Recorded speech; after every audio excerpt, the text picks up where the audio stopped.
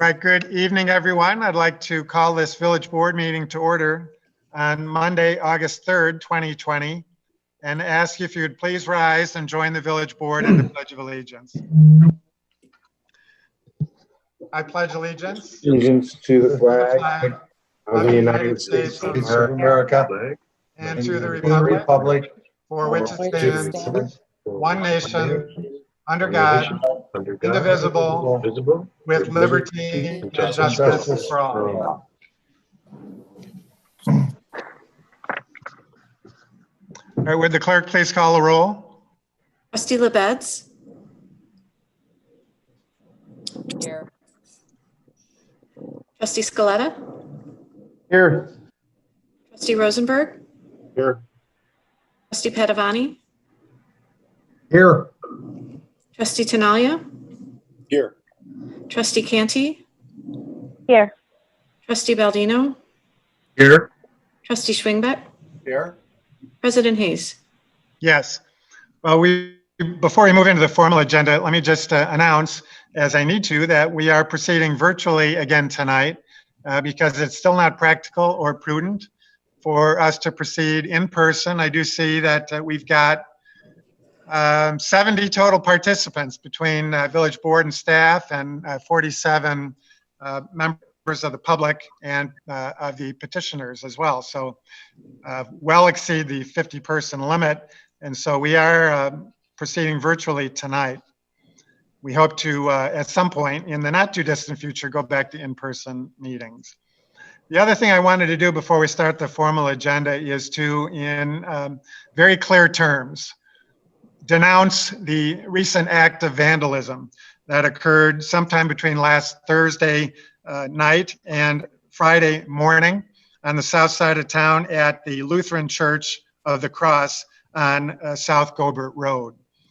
It appears, at least at this point, to be racially motivated. We don't know for sure.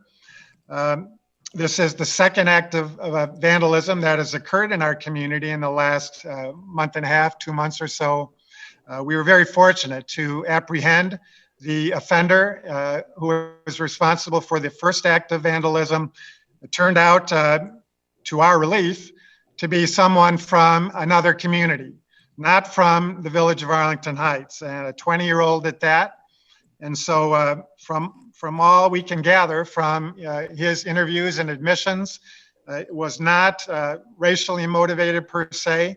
And so we'll leave it to the courts to decide exactly what his motivation was and what his punishment should be. But we're very glad that it turned out to be from someone other than a resident of this community. So we did have this second act of vandalism, and it's unfortunate, it's sad, it's disgusting. And so I want to make it clear to all members of our community, the Arlington Heights community, that hate has no home here, and we are taking this matter very seriously. We certainly hope, I certainly can't guarantee, that this is another random act of vandalism that had nothing to do with racial hatred, but certainly that's to be determined. But again, we are taking this matter very seriously, and I will be instructing the police and the village manager to do all they can to apprehend this criminal as well and to prosecute to the full extent of the law, because we will just not tolerate this kind of criminal act within the village of Arlington Heights. So having said that, we will move on then to the formal agenda, and we'll move on to the approval of minutes. The first set of minutes to approve tonight is from the committee of the whole meeting of July 13, 2020. Are there any changes or passes? Move approval. Second. Motion to approve by Trustee LaBedz, seconded by Trustee Rosenberg. Roll call. Trustee LaBedz. Yes. Trustee Rosenberg. Yes. Trustee Canty. Yes. Trustee Scaletta. Yes. Trustee Baldino. Yes. Trustee Padovani. Yes. Trustee Schwingbeck. Yes. Trustee Tinaglia. Yes. President Hayes. Yes.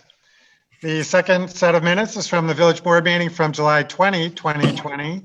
Any changes or passes? Move Trustee approval. Tinaglia? I have to pass. Okay, passed. Trustee Baldino? Move approval. Second. A motion to approve by trustee Baldino, second by trustee Padovani. If no questions or comments from the board or from the audience, I see none. Roll call. Trustee Baldino, Yes. Trustee Canty, Yes. Trustee Rosenberg, Yes. Trustee LaBedz, Yes. Trustee Schwingbeck, Yes. Trustee Padovani, Yes. Trustee Scaletta, Yes. President Hayes. Yes. Move on then to the approval of accounts payable, and I call on trustee Rosenberg. Thank you, Mayor. I move approval of the warrant register with a check date of July 30th, 2020 in the amount of $1,800,980.27. Second. Second. Our motion by trustee Rosenberg, second by trustee Canty. Any questions or comments from the board?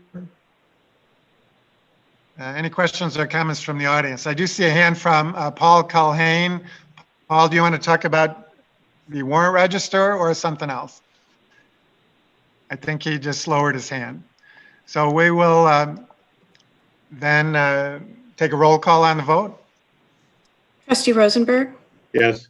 Trustee Canty, Yes. Trustee Schwingbeck, Yes. Trustee Tinaglia, Yes. Trustee Padovani, Yes. Trustee LaBedz, Yes. Trustee Scaletta, Yes. Trustee Baldino, Yes. President Hayes. Yes.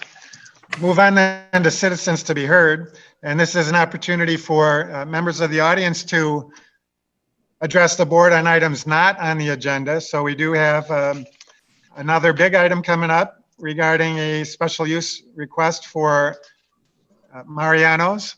And so we will not be taking comments on that at this time. We'll take that under the agenda item. But we do have a couple of comments that have been submitted in advance of the meeting. And I would first call on our village clerk, Becky Hume, to read those into the record. Becky? Thank you, Mayor. There were two comments submitted by resident Melissa Kayer. The first one was at the 2020 June 15th Village Board meeting, you voted to create a TIF district around the Arlington Heights Road, Algonquin Road, Seeger Road, Tone Drive area, where for 23 years, that area gets to keep the property tax money and use it for their property improvements. That means the taxing bodies will not receive the property tax revenue from this TIF district for 23 years. Her second comment says this: does the Board of Trustees for the Firefighters Pension Fund receive the annual report and semi-annual report for their individual funds, or do they get a summarized version from the pension fund manager? Likewise, what about the Board of Trustees for the Police Pension Fund? Okay. Mr. Recklouse, are you prepared to answer one or both of those? Yes. So Ms. Kayer's interpretation of TIF is slightly incorrect. The way that it works is all of the taxing bodies, village, school district, etc., will receive all of the property taxes that they currently receive for the next 23 years.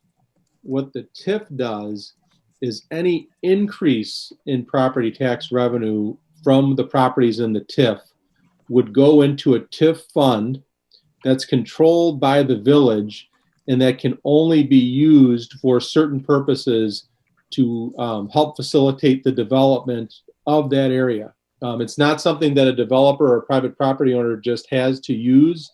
It's something that the village controls, but we only can use for certain purposes that are eligible costs to help promote development in that area. At the end of the 23 years, any money left over in that fund would be remitted to all the taxing bodies, and the other taxing bodies would be able to enjoy all of the enhanced revenue that would be coming from the growth that occurred in the TIF during that period, in addition to the baseline revenue they've been receiving for the entire 23 years. As for the reporting of for the different pension boards, they do receive a variety of reports, but they do receive reports in actuarial studies on the each of the pension funds as appropriate for each of the pension boards. All right, thank you, Mr. Recklaus. I do see one other hand up, a Zoom account. I assume that's Keith Moons.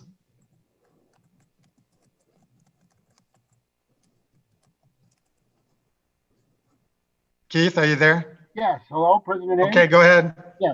See, I just wanted to ask if when the board returns back to in-person, are you still considering having a kind of a remote public participation option available for those that might not feel practical and prudent of showing up at an in-person meeting and never knowing for sure if there'll be greater or less than 50 people?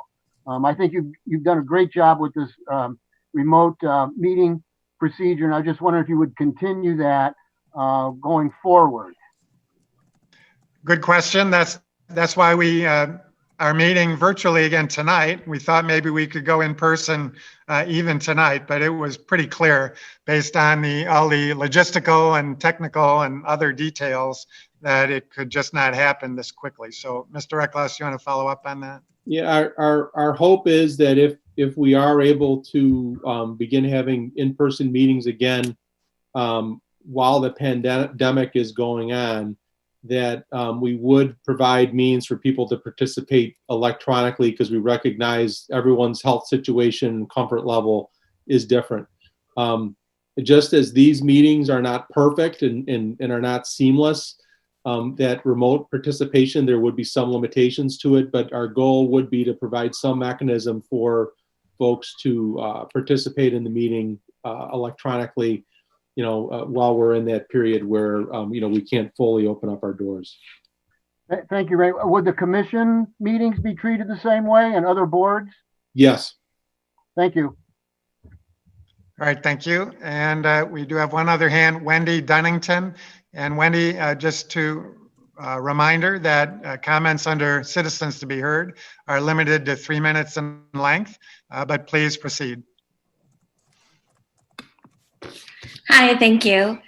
In light of the vandalism that we experienced last week at the Lutheran Church, I just feel that really shines a spotlight that Arlington Heights needs a diversity and inclusion committee.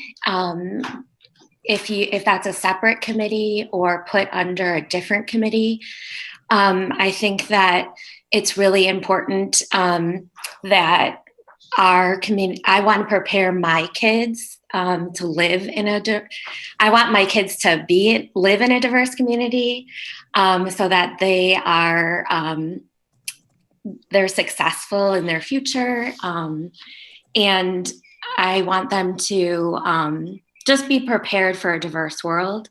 And I think that we're really lacking that in Arlington Heights. I've talked to Dr. Bine about this before. My kids are both in high school, but leading up to high school, they've never had a main homeroom teacher that is anyone of color. And so I think that's an area that Arlington Heights can really work on, being more diverse in our schools and in our village employees. Thank you. Thanks, Wendy. Good comments. And just so you know, if you don't, the school district, of course, is a separate governmental body. And I think everyone has a role, not just the village of Arlington Heights, but all local governmental bodies, our churches, our residents.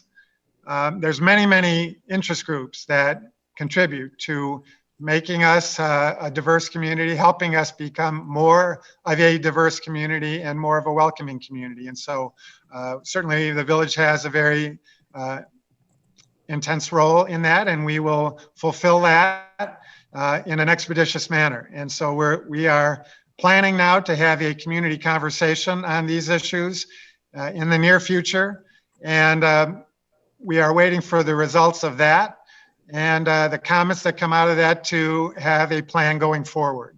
And so we will publicize all of those efforts to the full extent on our social media and other ways, and make sure everyone has an opportunity to participate and then proceed from there. So next is William Boudreau.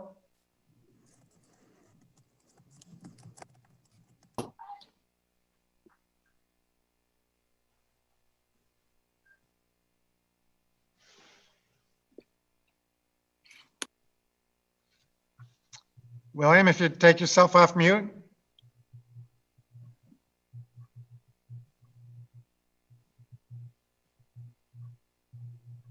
Unmute. Okay. There you Sorry. go. So you didn't hear a word I said. No, we did not. Okay. Is this the time where we discuss about the affordable housing ordinance? Is that later in the program? Well, Randy, that's on the consent agenda. Is that right? Yes, it's on the consent agenda. Right. So technically, that would have to be pulled off the agenda. But if you want to go ahead and make your comments now, we would go ahead and entertain those now. All right. Yeah, I spoke back in January, and I know I only got 3 minutes. The issue isn't whether the ordinance is good or bad. The issue is whether or not the ordinance is needed. I think the answer is Mr. Boudreau, you're fading out. We can't hear you right now. okay. Sorry, I said the answer is no for the affordable housing. And the reason I say it is the village has over 19% affordable housing units. The state mandates 10%. There's no fluff in that number. That number is under state law, and the definition is by state law. Any deterioration in the percentage appears as a result of tear downs, and this ordinance isn't going to do anything about it. The impetus for this appears to be staff, because they appear to be tired of negotiating on a case-by-case basis with developers. They also appear that they put 2 years into the drafting of this ordinance, and they want to keep this going. One of the things that I wanted to bring, the current guideline offer flexibility. I heard from the last minute oftentimes that Mr. Perkins, Mr. Reckless basically said that, you know, if something comes up, we can always change the ordinance. Well, it took two years to try to draft this thing, so I'm not exactly sure. The other reason I don't think it's necessary is because we don't know what's going to be happening in the future. And I said this last time, and here we have a perfect example of what happened. Within 60 days of that meeting, the economy gets locked down. We've got a huge budget hole, and we don't know what's going to happen a year from now, 2 years from now, or 3 years from now. And one of the interesting things that I learned when I went to the trivia meeting in February is that the population of Arlington Heights over the last 5 years has gone down, and nobody knows if the population will increase. In addition, one of the things that Trustee Scaletta wanted to know was, will this have an adverse impact upon development? Well, Mr. Perkins said 2 developers have already pulled out of, and you now have a third one asking for a year extension. There are about 600 current units being built within 2 miles of the Village Hall in Mount Prospect and Rolling Meadows. We may have a glut of affordable housing in the next couple of years. We don't need bold, which I would call reckless action. We need a prudent decision by the board, and sometimes the prudent thing to do is to do nothing. The guidelines work, they give you flexibility, and we really don't know what the future is, and we shouldn't lock ourselves into this ordinance, because you're going to have a lot of negotiation, a lot of hassles, and a lot of headaches. So the Mr. Boudreau, I'm going to ask you to wrap up if you would. All right. The prudent thing to do at this point in time is not to pass this ordinance. You've already got the flexibility, and we don't know what's going to happen in the future, and we may end up with a glut of affordable housing. And in fact, a lot of the affordable units we get now are studio and 1 bedrooms. Okay, and we're Mr. tearing Boudreaux, down I'm gonna have to 3 or 4 cut, bedroom, Mr. Boudreaux, I'm gonna have to cut you off. Thank you for your I'm comment. done. Thank you so much. All right, thank you. And last is Allison Anderson. Allison?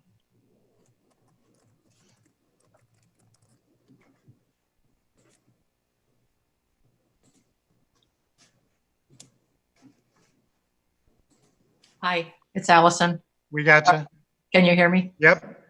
Mayor Hayes, earlier when you opened the meeting, you mentioned the vandalism at the Lutheran Church, and you felt like it was not motivated by racial hatred. I didn't say, Allison, I didn't say that. I said we don't know at this point. I mean, the last one turned out not to be racially motivated, so we just don't know at this point. Yeah, I just wanted to say that way. Yeah, it appears to be racial hatred to me when a Black Lives Matter sign is changed to a Black Lives Suck, and a mock lynching is hanging from the sign. So that to me is very much racial hatred. At the very least, it's ignorant and stupid. I agree with you there. Yeah, and I also feel like there's a need for a diversity and inclusion committee for the village, both for myself, people like myself, adults, for all of our citizens to experience the fullness of the human experience. We live in a very diverse world, and when we close ourselves off from that, we lose out on a lot. And I also feel, like Ms. Dunnington said, that our children need to be prepared for living in a diverse world and working in a diverse world. So I think anything we can do in our village to help make that so, it would be a good thing. That's all. I agree. Thanks, Allison. All right, I see no other hands under citizens to be heard. So we will close out citizens to be heard and move on in the agenda to old business. And we move to the report of the committee, the whole meeting from earlier this evening. And let's start with the interview of Rob Cataldo. And so I would call on Trustee Scaletta. Thank you, Mayor Hayes. I would move now, as I did earlier this evening, to concur in the mayor's appointment of Robert Cataldo to the Fire and Police Commission with a term ending April 30th, 2021. Second. Motion by Trustee Scaletta, seconded by who was the second? Trustee Baldino again. Any questions or comments from the board or from the audience? Seeing none, roll call. Trustee Scaletta, Yes. Trustee Baldino, Yes. Trustee Rosenberg, Yes. Trustee Tinaglia, Yes. Trustee Schwingbeck, Yes. Trustee Padovani, Yes. Trustee Canty, Yes. Trustee LaBedz, Yes. President Hayes. Yes. Well, Rob, we're going to swear you in virtually, so if you could. All set. You all set? There you are. Okay, if you could raise your right hand and repeat after me. I, and state your full name, I, Roberto Miguel Cataldo, having been appointed to the Police and Fire Commission having been appointed to the Police and Fire Commission in the Village of Arlington Heights, in the Village of Arlington Heights, in the County of Cook, in the County of Cook, do solemnly swear and affirm do solemnly swear and affirm that I will support the Constitution of the United States that I will support the Constitution of the United States and that I will faithfully discharge the duties and that I will faithfully discharge the duties of the office according to the best of my ability. of the office according to the best of my ability. Congratulations, Rob. We know you will. We do have some other business that we will have to have. You can put your hand down. We do have some other business that you will have to conduct when you can come in person to Village Hall, perhaps at the first meeting of the Police and Fire Commission. But you'll need to sign your oath in person with the village clerk. And we do want to present you with the village logo pin that all elected and appointed board members wear as a representative of this community. So welcome. We look forward to working with you, and thank you for your service to the Village of Arlington Heights. Thank you very much for the opportunity. Thanks, Rob. Here, round of applause. There we go. All right, and next I would call on Trustee Canty. Thank you, Mr. Mayor. I am excited to move now, as I did at the Committee of the Whole meeting this evening, to concur in the Mayor's appointment of Jennifer Schweiz to the Housing Commission with the term ending April 30th, 2023. Second. Motion by Trustee Canty, seconded by Trustee Schwingbeck. Any questions or comments from the board or from the audience? Seeing none, Jenny, are you there? If you could take yourself off mute. Mayor, should we take a roll call first? Oh, I'm sorry. Thank you. A roll call, please. Trustee Canty, Yes. Trustee Schwingbeck, Yes. Trustee Scaletta, Yes. Trustee LaBedz, Yes. Trustee Padovani, Yes. Trustee Baldino, Yes. Trustee Tinaglia, Yes. Trustee Rosenberg, Yes. President Hayes. Yes. Okay, Jenny, you ready to go? If you could raise your right hand and repeat after me. I, and state your full name. I, Jennifer Schweiz, Having been appointed to the Housing Commission having been appointed to the Housing Commission in the Village of Arlington Heights in the Village of Arlington Heights in the County of Cook, in the County of Cook, do solemnly swear and affirm do solemnly swear and affirm that I will support the Constitution of the United States that I will support the Constitution of the United States and the Constitution of the State of Illinois, and the Constitution of the State of Illinois, and that I will faithfully discharge the duties and I will faithfully discharge the duties of the office according to the best of my ability. of the office according to the best of my ability. Congratulations, Jenny. You can put your hand down as well. And again, at some point, you will need to sign your oath. Congratulations. Thank you. At some point, you will need to sign your oath, and we will make sure you get a village logo pin as a representative of this community. So again, thank you for your willingness to serve. All right, we have no other old business. And so we'll move on in the agenda to the consent agenda. Are there any members of the board who wish to remove an item on the consent agenda? Any members of the audience wish to remove an item on the consent agenda? Seeing none, any members of the board wish to vote no or pass on any item on the consent agenda? Hearing none, I'd entertain a motion to approve. So moved. So moved. By Trustee Canty, seconded by Trustee Padovani. If no further questions or comments, roll call. Trustee Canty, Yes. Trustee Padovani, Yes. Trustee LaBedz, Yes. Trustee Schwingbeck, Yes. Trustee Baldino, Yes. Trustee Rosenberg, Yes. Trustee Scaletta, Yes. Trustee Tinaglia, Yes. President Hayes. Yes. Well, we move on to new business, and I think the reason why we now have 76 attendees in our panel list, and so we thank you for joining us tonight to discuss the Mariano's gas station petition for a special use permit for an auto service gas station, including variations for the property currently known as Grand Shell, located at 406 East Northwest Highway.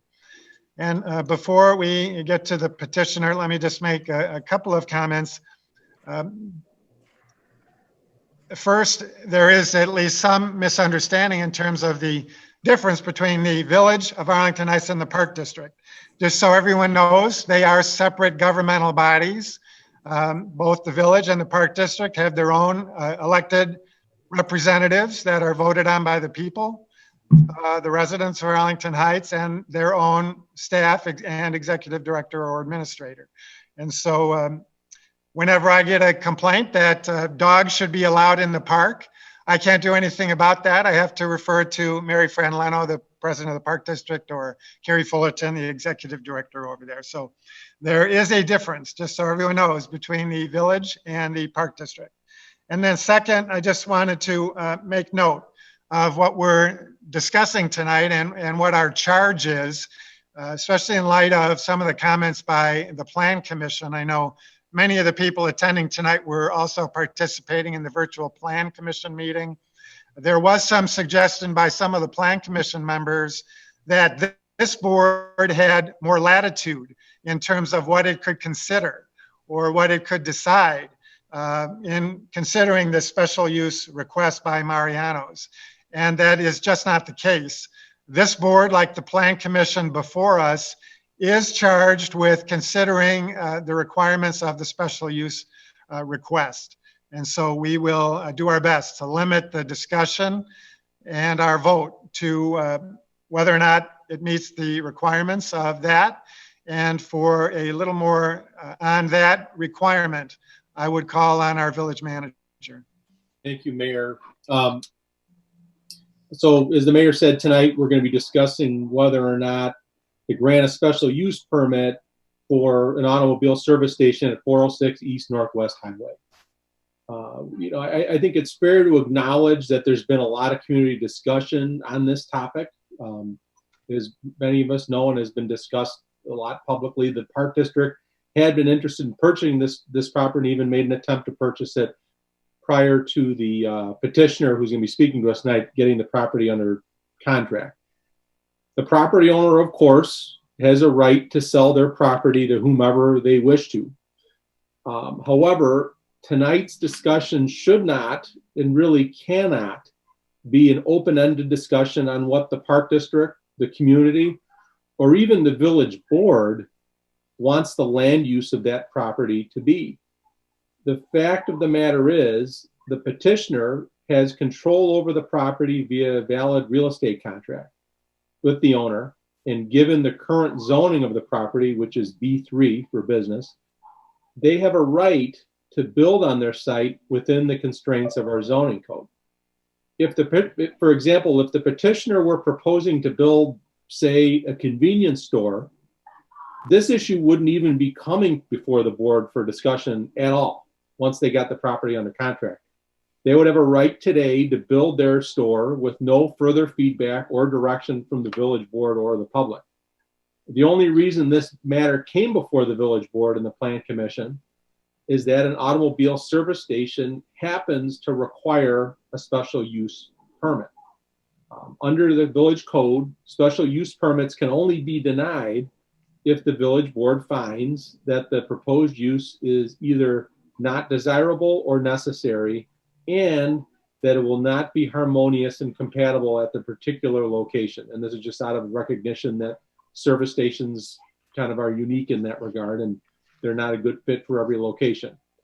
It's important to note that if the village board were to deny this permit tonight, the property would not automatically remit to the Park District. And again, the property owner could simply sell the property to build one of many other commercial type developments without any further approvals by the village board. So tonight, staff, we just want to remind everybody that the applicant has a right to due process under the law, and they have a right to have their special use permit considered based on the conditions listed under the village code and nothing else. I know this is difficult for a lot of folks because, you know, they want to have a broader discussion of this, and obviously the public has a right to speak on any issue that they want, but the village board is constrained they have to provide due process to the applicant under the law and have to consider the special use based on the criteria just set forth in the village code. So I wanted to make that reminder, and with that, I think we would turn things over to the petitioner so they can provide their presentation. We do have a number of members of the team from Mariano's, I think, with us tonight. And so who would be the spokesperson? At least initially, Mr. Kratz.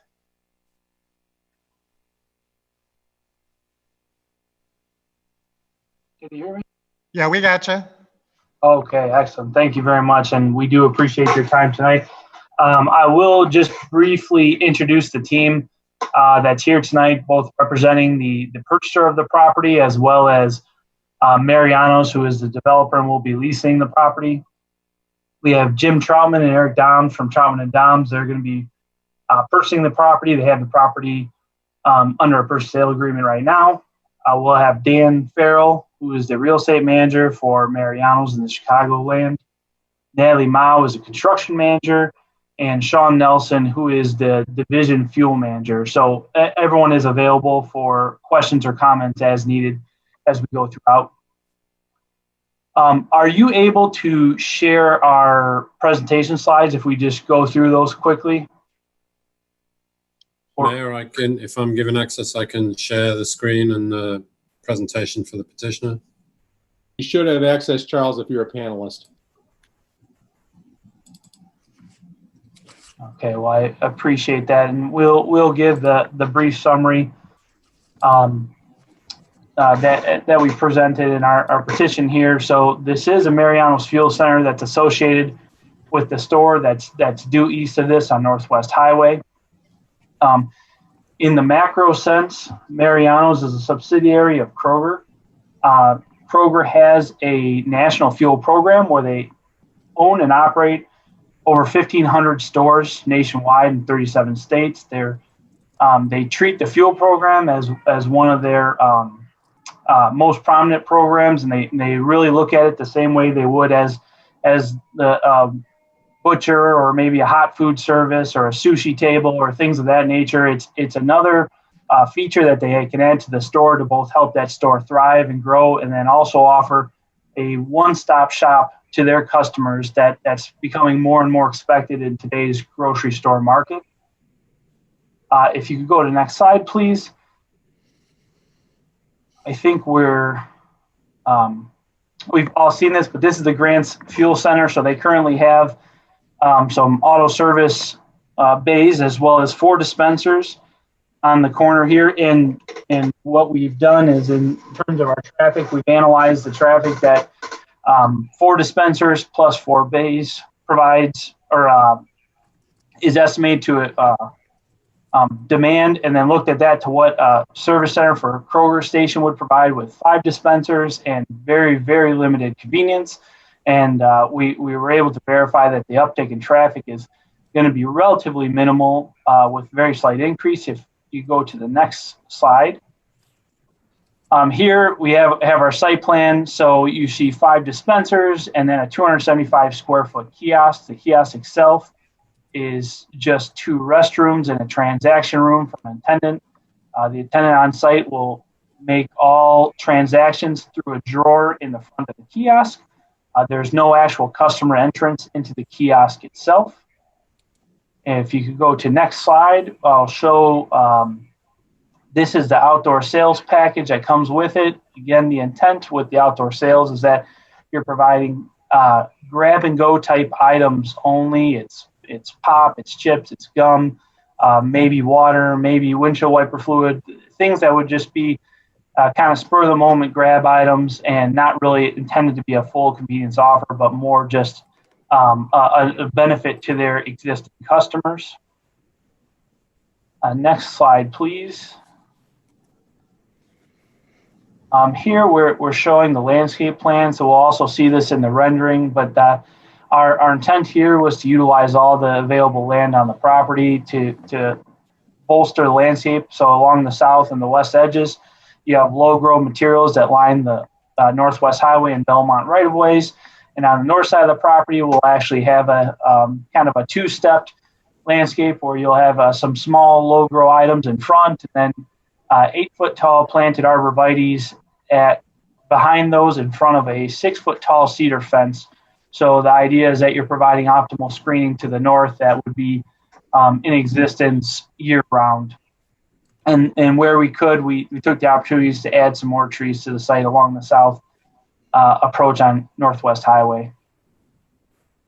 Next slide, please. So this is a photometry plan. It's tough to see, but in summary on the photometrics, we have 2 lot lights, 1 for each approach. We have lights that are in the canopies themselves. All the lights are downward facing and intended to light the areas that they're above. The goal here is to optimize safety and minimize bleed. So we'll have zero light levels on the north side of the property, and then the minimum light levels on the east side of the property to comply with village ordinance. In addition to that, the screening will also just bolster that to ensure that there is no bleed to the north. And the lights in the canopy itself are all flush mounted, downward facing, so they'll have minimal visibility from the street other than looking up at them. If you could go to the next slide. Here is an elevation, our floor plan. So our objective here is to mirror the look of the building. So we work through design committee and planning staff. We'll have the same brick and block materials that will match the store itself. The canopy has a platinum base with a sandstone fascia on top. Again, with the earth tone and then the Mariano's logo. It matches their metallic background that you will see in the stores. So our objective is that there's a very uniform look between the store and the gas station itself so that you know that there is that interconnectedness. And then below you can see the floor plan. So the cashier office is for one attendant. And then there's restrooms that are available for the public, a male and female restroom. And like they said before, the transactions will occur out of that cashier office, but there will be no customer entry into that area. Next slide, please.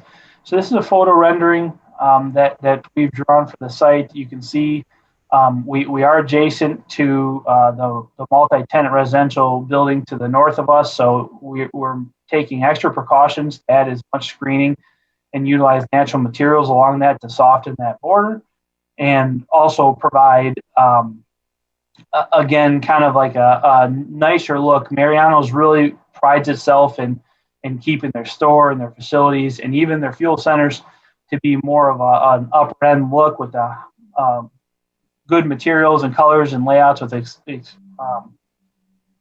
available space for circulation. So they're really trying to maintain that same quality that you'll find in the store here at their fuel center as well. One last point to note here is we are going to move the existing sign is on the hard corner there of Belmont Northwest Highway. We are going to move this sign to the center of the property and lower it to a monument sign, which is generally just more aesthetically pleasing and it's a little less in your face up in the air. And we can still provide the pricing to give our customers the chance to make a decision, but also comply with code and improve upon the current situation. Next slide. Okay. So that is all, and I think I would like to turn over to Dan Farrell, who's the Mariano's real estate manager again, to give some presentation, and then I think we would turn it over for questions and comments. And again, thank you very much for the time and making this available online. All right, thank you, Mr. Kratz. Good evening. Can everyone hear me? We can. This is Dan Farrell. I'm the real estate manager for Round Eats, the parent company of Mariano's. First of all, thank you for hearing our application tonight.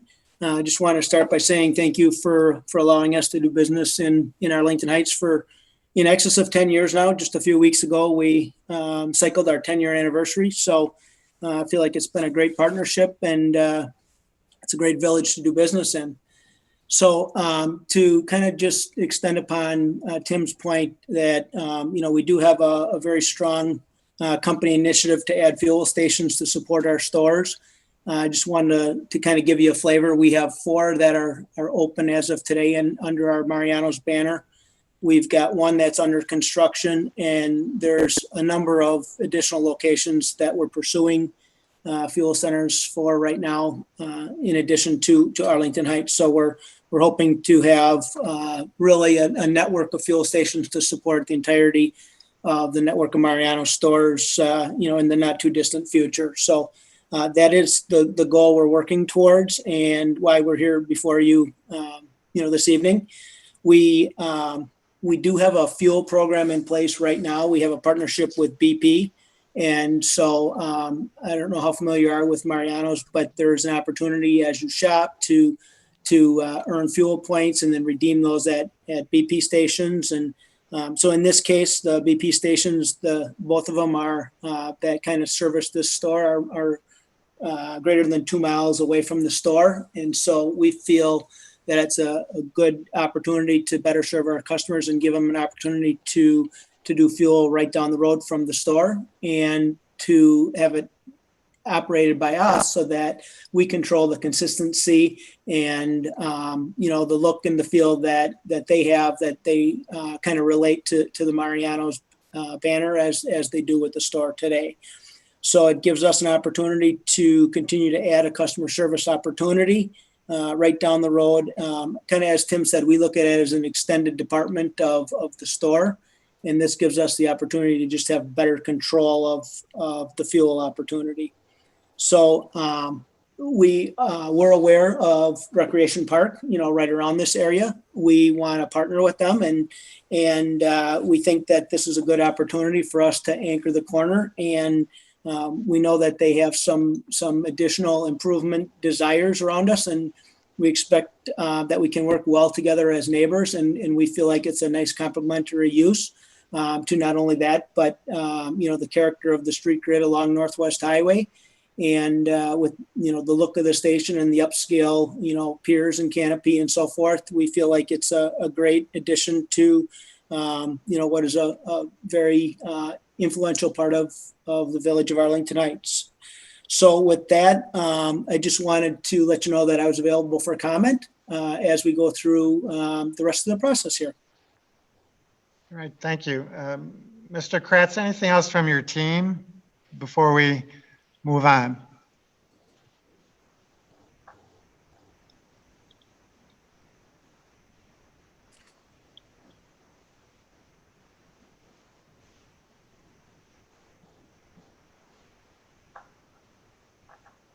Mr. Kratz?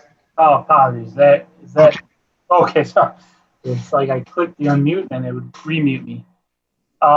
No, that will be good. And again, we do have other people available for question and comments. As the questions come up, it's more applicable for them to answer. So I think we will turn it over and just be available for response. Yeah. Well, before I turn it over to Mr. Perkins, one thing I would like you to address, because I think it's very critical for this application. I know a lot of people have questions about it, is the traffic flow around the site, traffic pattern, whether or not there's any turning movement restrictions at either on Belmont or on Northwest Highway. If you just go through that real quickly. Yeah, absolutely. Would you mind switching back to the site plan? Yeah, this is fine.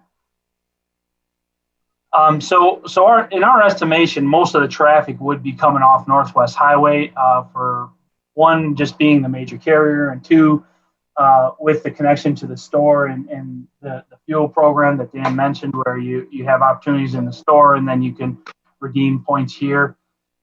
So really, if you're thinking about travel down east and west down Northwest Highway, you could either make a right or left-hand turn into the site without really any conflict. And the way it's laid out, you have enough space for people to be at those dispensers, yet still have room to circulate around the fuel center itself to make a decision as to which is the best the best dispenser for their side of the car that the fuel is on.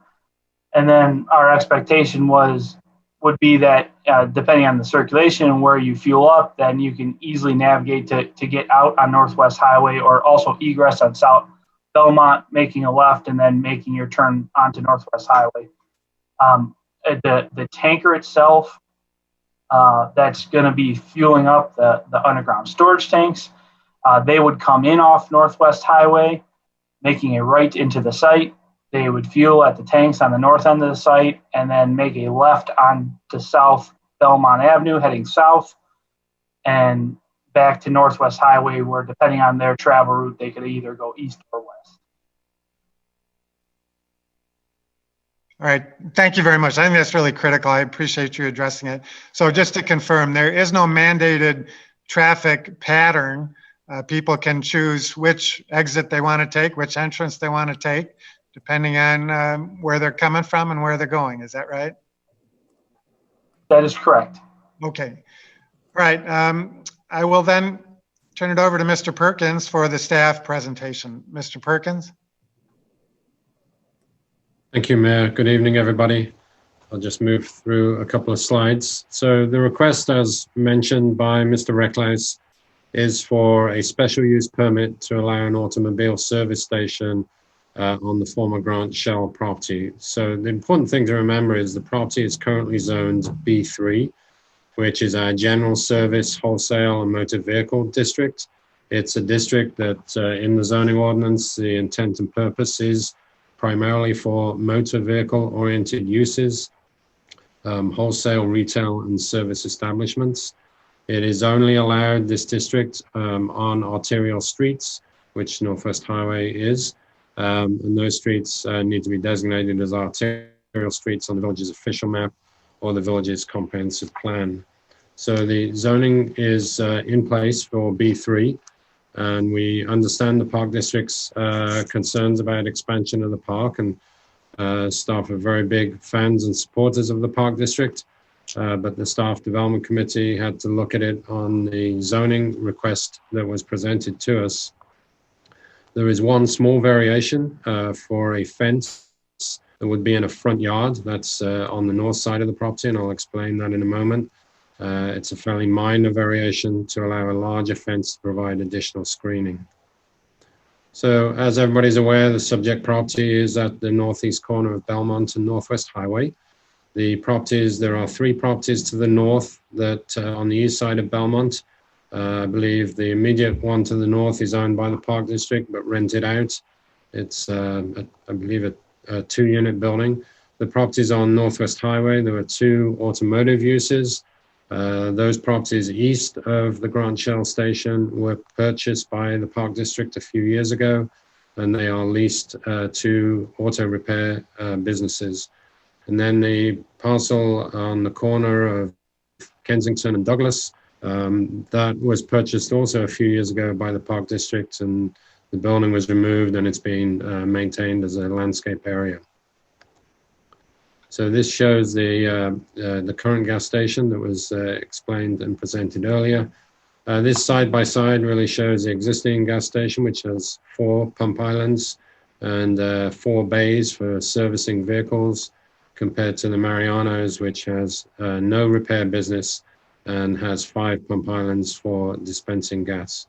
The Mariano's proposal is eliminating 2 curb cuts. There's a curb cut immediately east of Belmont on Northwest Highway, and immediately north.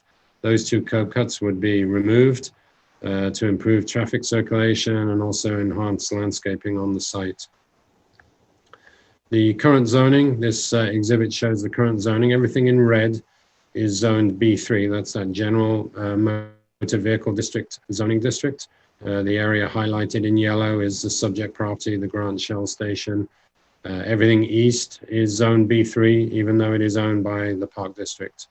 And the parcel to the north is zoned public lands for the Park District, but is used as a multi-tenant residential building. The comprehensive plan, the colors are a little faded on my screen, but shows the parkland coming to the south on Northwest Highway, over the 2 kind of auto repair businesses that I referenced the Park District owns, but it shows the Grant Shell gas station as commercial. And it has been commercial since the early 80s, going back as far as 1984, maybe even before that. There have been 2 major amendments to the comprehensive plan during that time period. The first one was in 1997, and that was a major overhaul of the plan, and there was discussion with the Park District at that point, and I'd be happy to answer questions on that if the board had any. The second amendment, major rewrite of the plan, was in 2015, and in both of those cases, the Grant Shell gas station remained as commercial. This exhibit shows the small variation for the fence height, which would normally be required 3 feet maximum in this area. And the proposal is to provide a 6-foot high fence in this area. It will be pulled back from the property line to provide for adequate visibility of the driveway.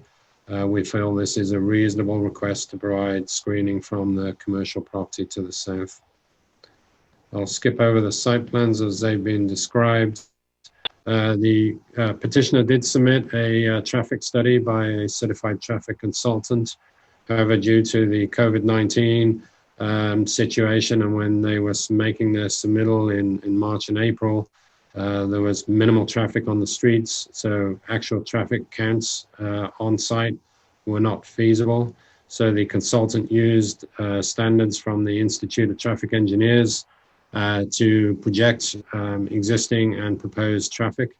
And that consultant estimated that Northwest Highway functions at less than 60% of capacity, and that this additional gas station, not additional gas station, but the revised renovated gas station would provide an increase of about less than 1% traffic. And again, that's from the traffic consultant.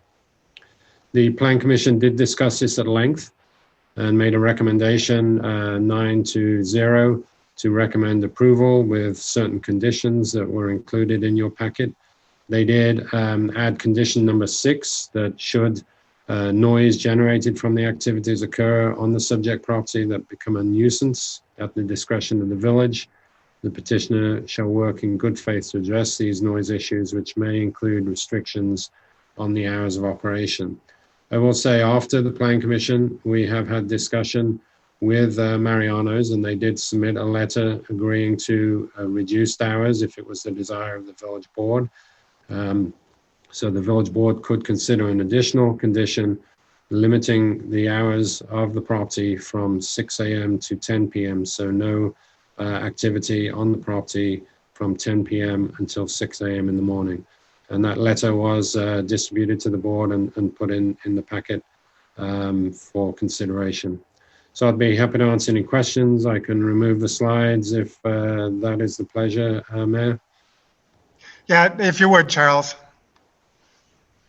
And we may have to have you put them back up, but all right. Thank you, Mr. Perkins. Let me just start off. We do have, just so people have a roadmap of where we're going, we'll come back to the board now for questions and comments, and then we'll go to the audience. For those who are attending virtually, we do have many comments that were submitted in advance of the meeting.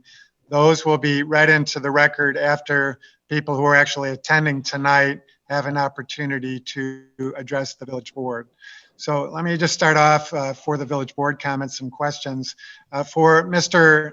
Kratz or anyone else from the Mariano's team, can you tell us about the rewards program and how that works generally, and what kind of increased traffic you expect to see at this location at certain times of the month? There's a concern that as people need to get their reward points at the end of the month, there'll be much increased traffic and perhaps backed up traffic on Northwest Highway or onto Belmont itself. So can you expect what your expectation is there with respect to the rewards program and any peculiarities of your customers?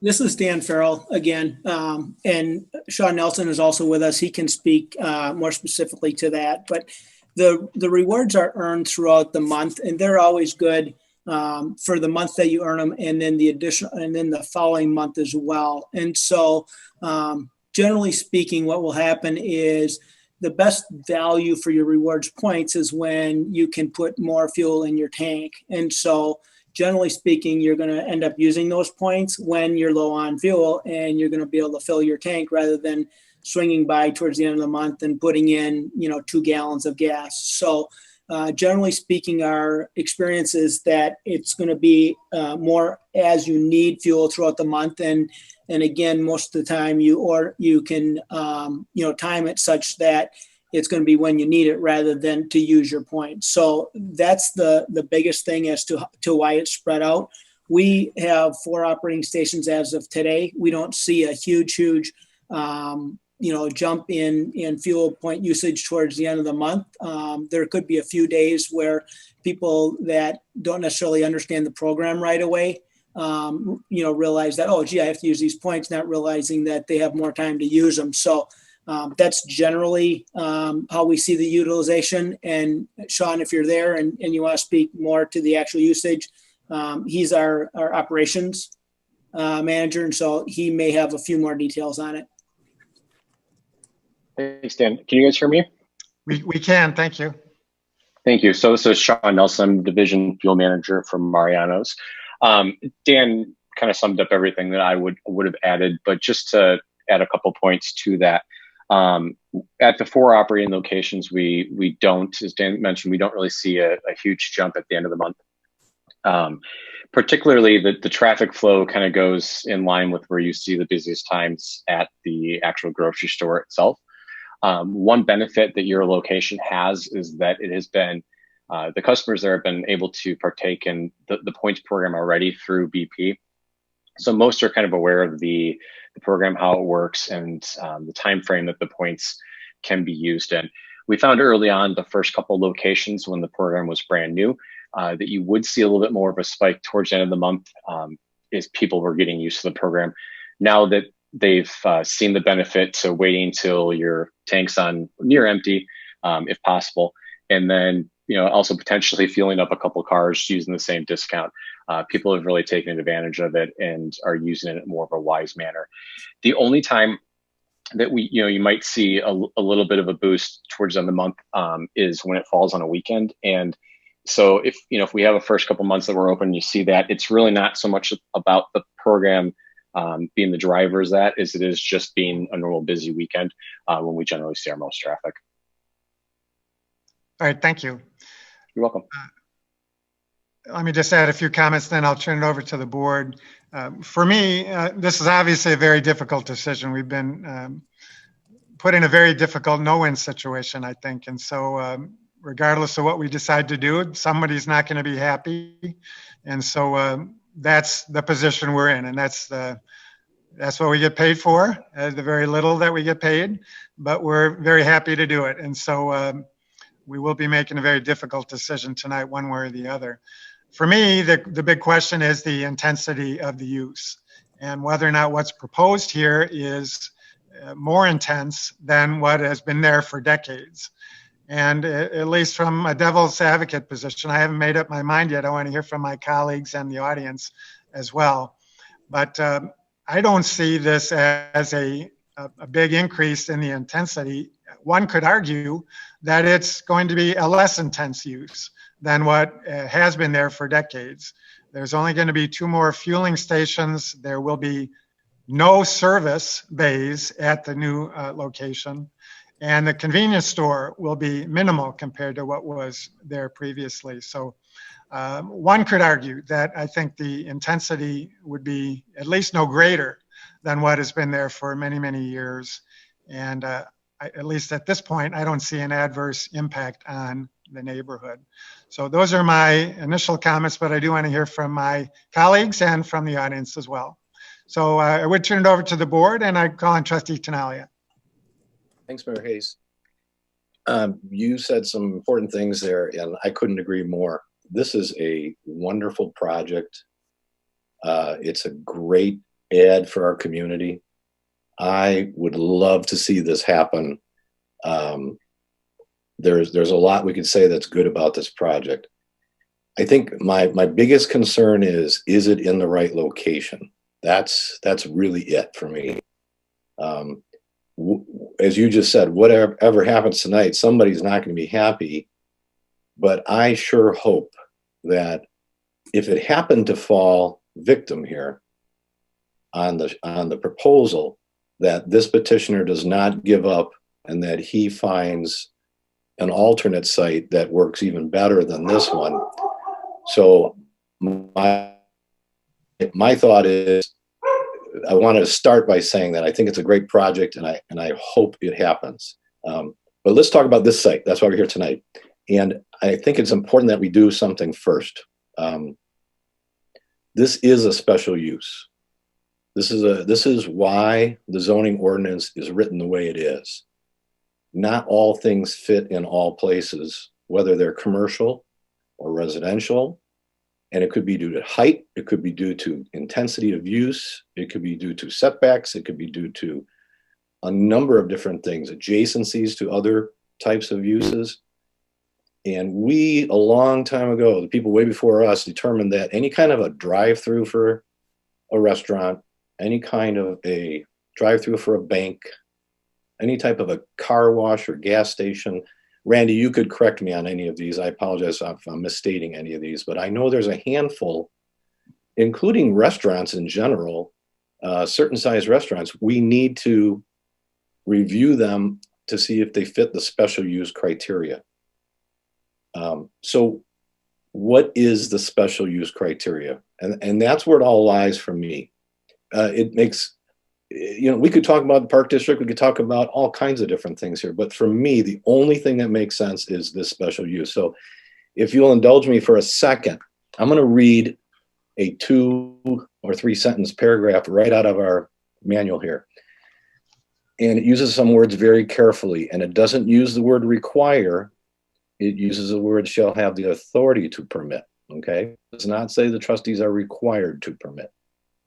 It says the Board of Trustees of the Village of Arlington Heights shall have authority to permit the quote unquote special uses of land or structures or both, subject to the applicable provisions of Section 8, if it finds that the proposed location and establishment of any such use will be desirable or necessary to the public convenience or welfare, and will be harmonious and compatible with other uses adjacent to and in the vicinity of the selected site or sites. That's it. Everything tonight, in my opinion, weighs on that paragraph. Do we believe that this proposal is something that is going to be desirable or necessary to the public convenience or welfare, and will be harmonious and compatible to the adjacent properties? So let's look at that. Roger Grant and Craig Grant, the rocket ship Shell gas station, has been there long before me, and I thought I was the oldest thing in Arlington Heights. That station is iconic. And it was like Mayberry RFD. You could ride your bike there to get a bottle of pop. You could have your car worked on if you live nearby. I feel like Goober would come out and wash your windows and fill up your gas. It was the epitome of a neighborhood filling station for its entire life up until recently, when maybe gas prices got a little out of control and things changed. It lost some of its competitive edge, let's say. There were some other bigger gas stations that came around, and the price point couldn't be, there was no way for the competition to work in favor of Craig and Roger Grant, I don't believe. These gas prices were a little bit higher than some of the larger stations on the bigger corners, like the Thorntons and the Speedways and so on. But they had their neighborhood, and the neighborhood loved them. So what I guess I'm saying here is this proposal going to be desirable and necessary to this neighborhood, these folks that live down Belmont? There's houses right down that street that I look forward to hearing from tonight. I don't know. I'm going to guess that there might be some fear of folks leaving this gas station, heading down Belmont, taking a right out of there and cutting through the neighborhoods all the way. You could go up to Minor, you can go to Euclid, you can go all the way to Thomas on Belmont. So if you happen to live on Belmont and there's people who filled up in this gas station and want to go north, they'll skip all the lights on Northwest Highway and Arlington Heights Road and potentially cut through the entire neighborhood all the way until they get to Thomas.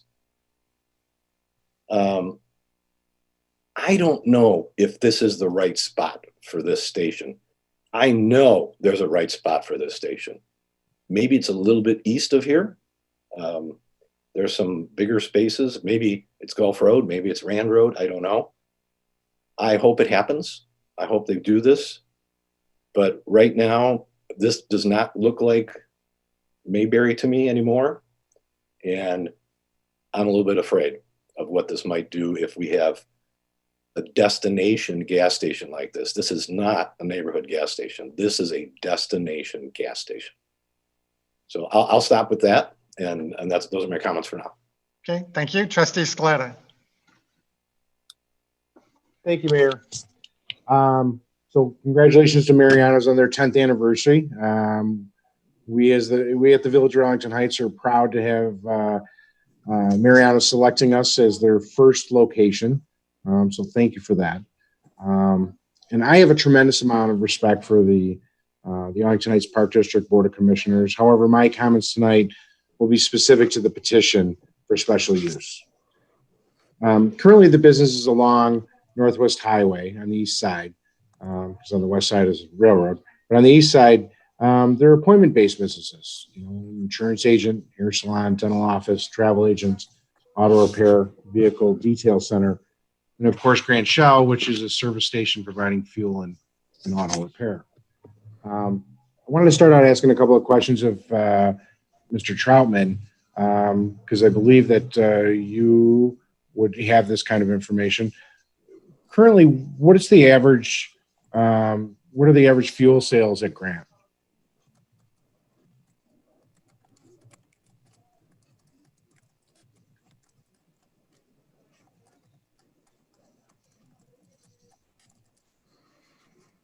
This is Jim Troutman. Can you hear me? We got you. Yes. I'm sorry, I do not know what the fuel volumes are at Grants. We're just purchasing the property and then leasing it to Mariano's. Okay. So you have no idea what even the ratio of the fuel sales are versus mechanic service? No, I have no information on the operations of Mr. Grant's business. Huh. I'm kind of shocked with that. Even if you were just buying as real estate, I would think when you're talking to Mariano's that would be good information to have to try and understand the volume of where you're starting, what's the baseline to be able to grow that. Well, I believe Mariano's did their own studies on what their expected volumes would be, and so what the level of Mr. Grant's auto repair business is really is irrelevant. To you, but not to me. Okay. So then I'll move over to the Mariano's folks. Not sure if this goes to Mr. Kratz, Nelson, or Farrell. So I'll put out the first question and one of you can tell me who's going to answer it. What is the peak time for Mariano's fuel sales, did you say?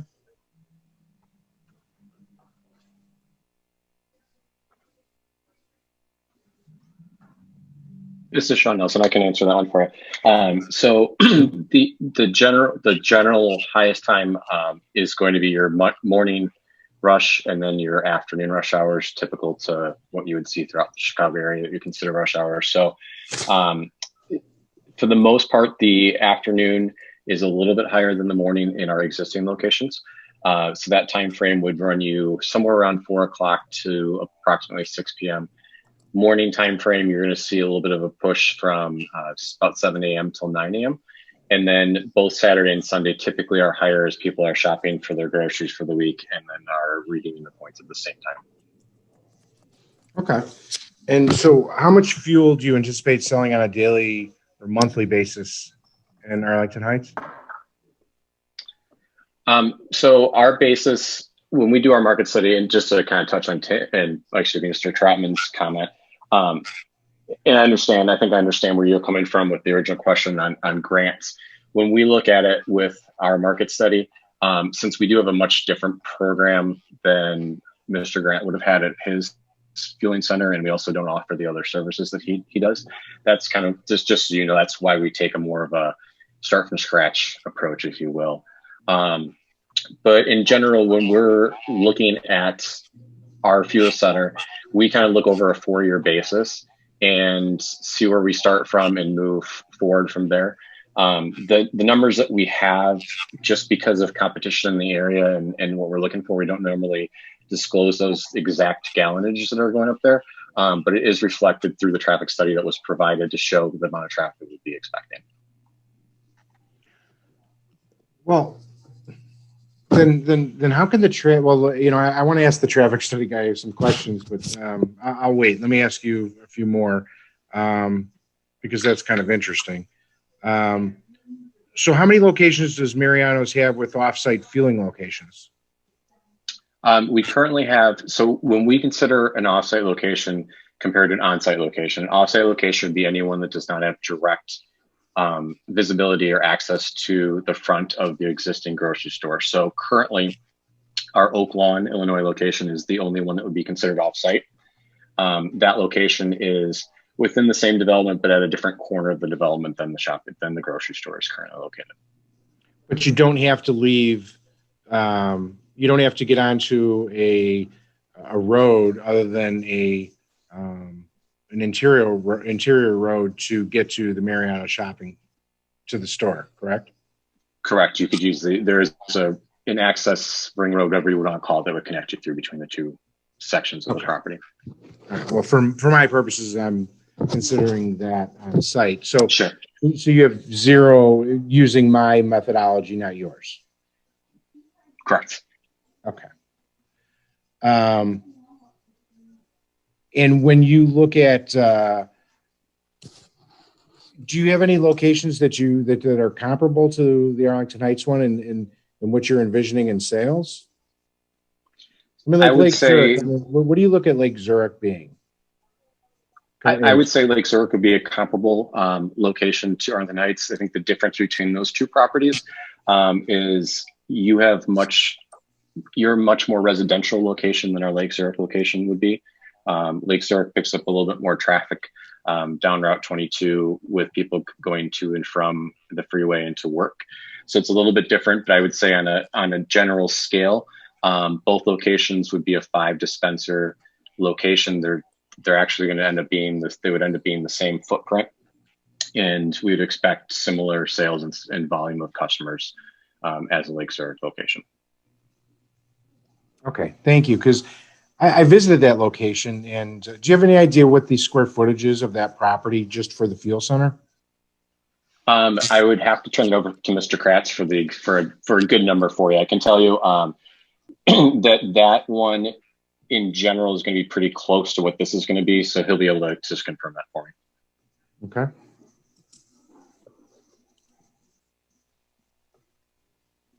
And this is Tim Kratz. If you give me one moment, I will pull that up right now.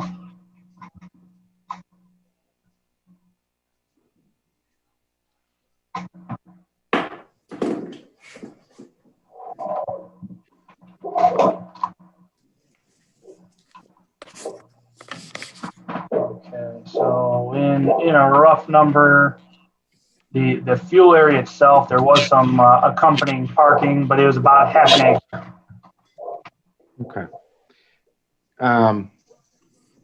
Definitely, I was there in off-peak time, but definitely was busy, and there were, people pull in, and all of a sudden they have to remind themselves which side of the vehicle their gas tank is on, and so they kind of, they circle around until they can find that spot, which that location looks to be larger than the proposed one in Arlington Heights, and so that was of concern to me when I was thinking about kind of just the circulation of the Arlington Heights location. Is it fair to say that in addition to fuel revenue, Mariano's views the fuel centers as kind of added value to their customers? Yeah, this is Sean Nelson, and yes, I would absolutely agree with that statement. Okay. And so, currently Grants has always been a little bit more expensive than the average gas station in Arlington Heights, just from watching their gas prices and everyone else's.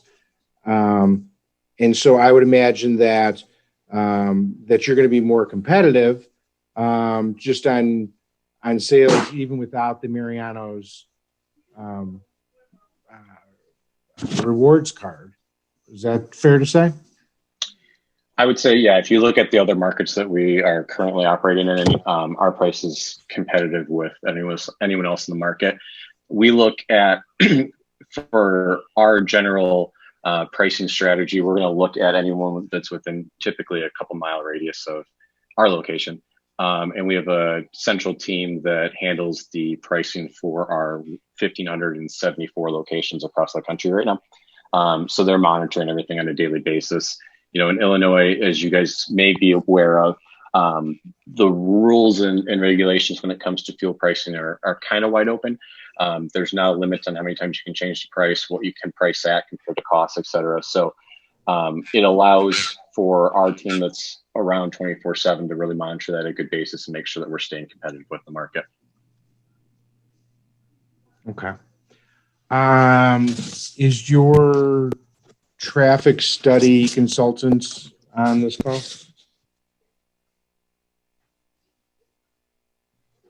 He is not on the call. Okay.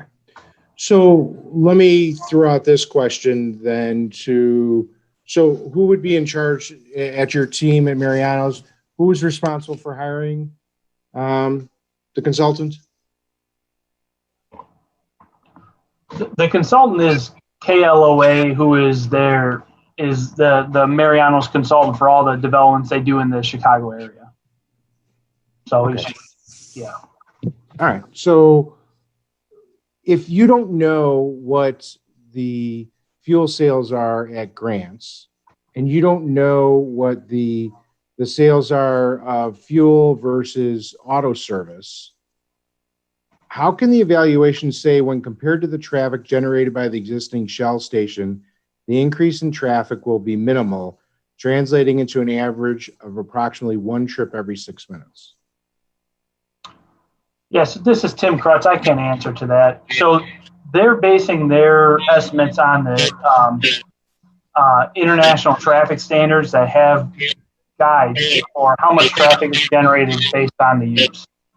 So they looked at the existing use with its 8 fueling positions as well as 4 bays and compared that to the Mariano's use, which is only 5 fueling positions and does not have an actual convenience store as far as it's defined here, because there's no parking where you're treating a trip specific to the convenience only.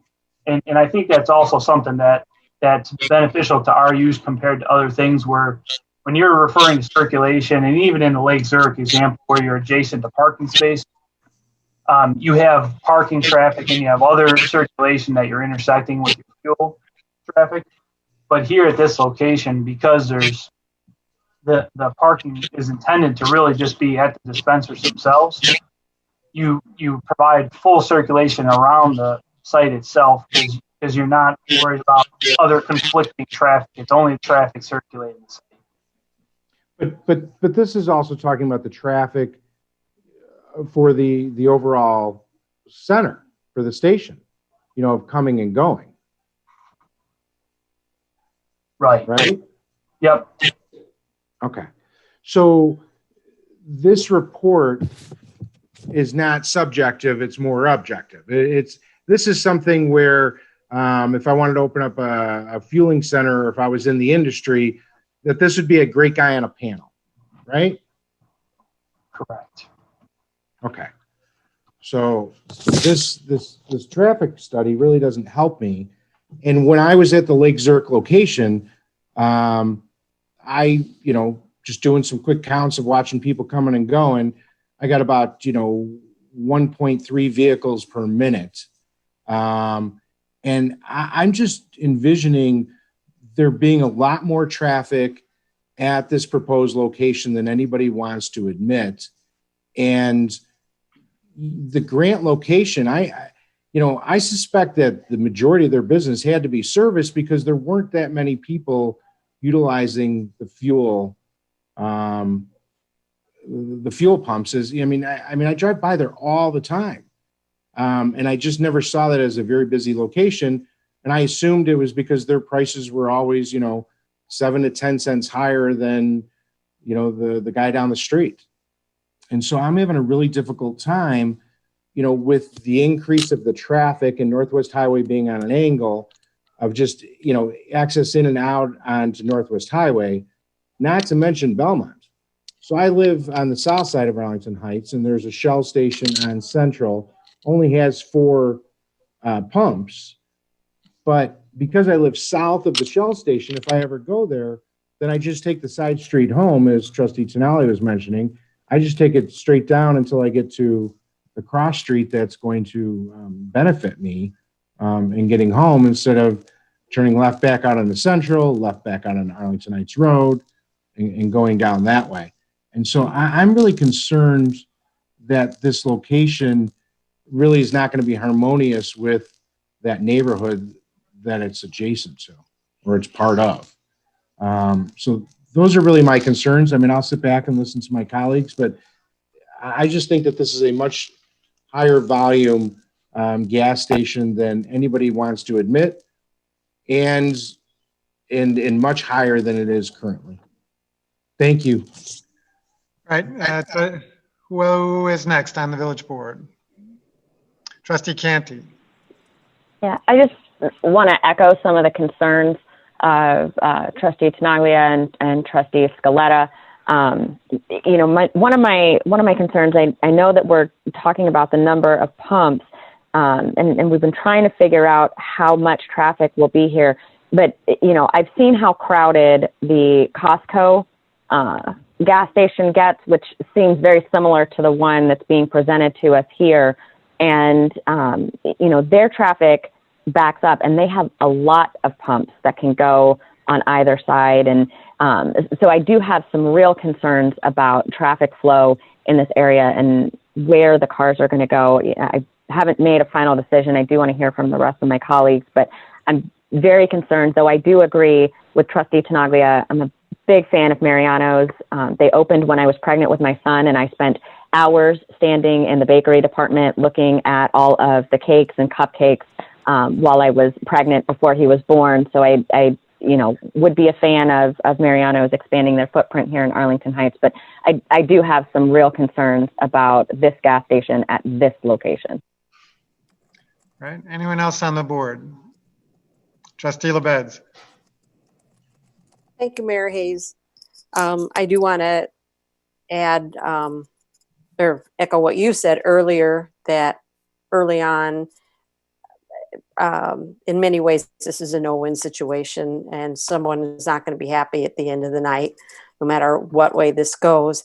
But one thing that I wanted to bring up was the letter that was submitted by Mariano's to reduce the hours from 24-hour service down to being open from 6 a.m. to 10 p.m. And to me, that was a very important concession. Having it 24 hours was definitely something that was, I didn't think was harmonious with the neighborhood. And certainly many of the people that gave comments to us felt the same way. And we have also previously not been in favor of a 24-hour gas station adjacent to a different residential neighborhood.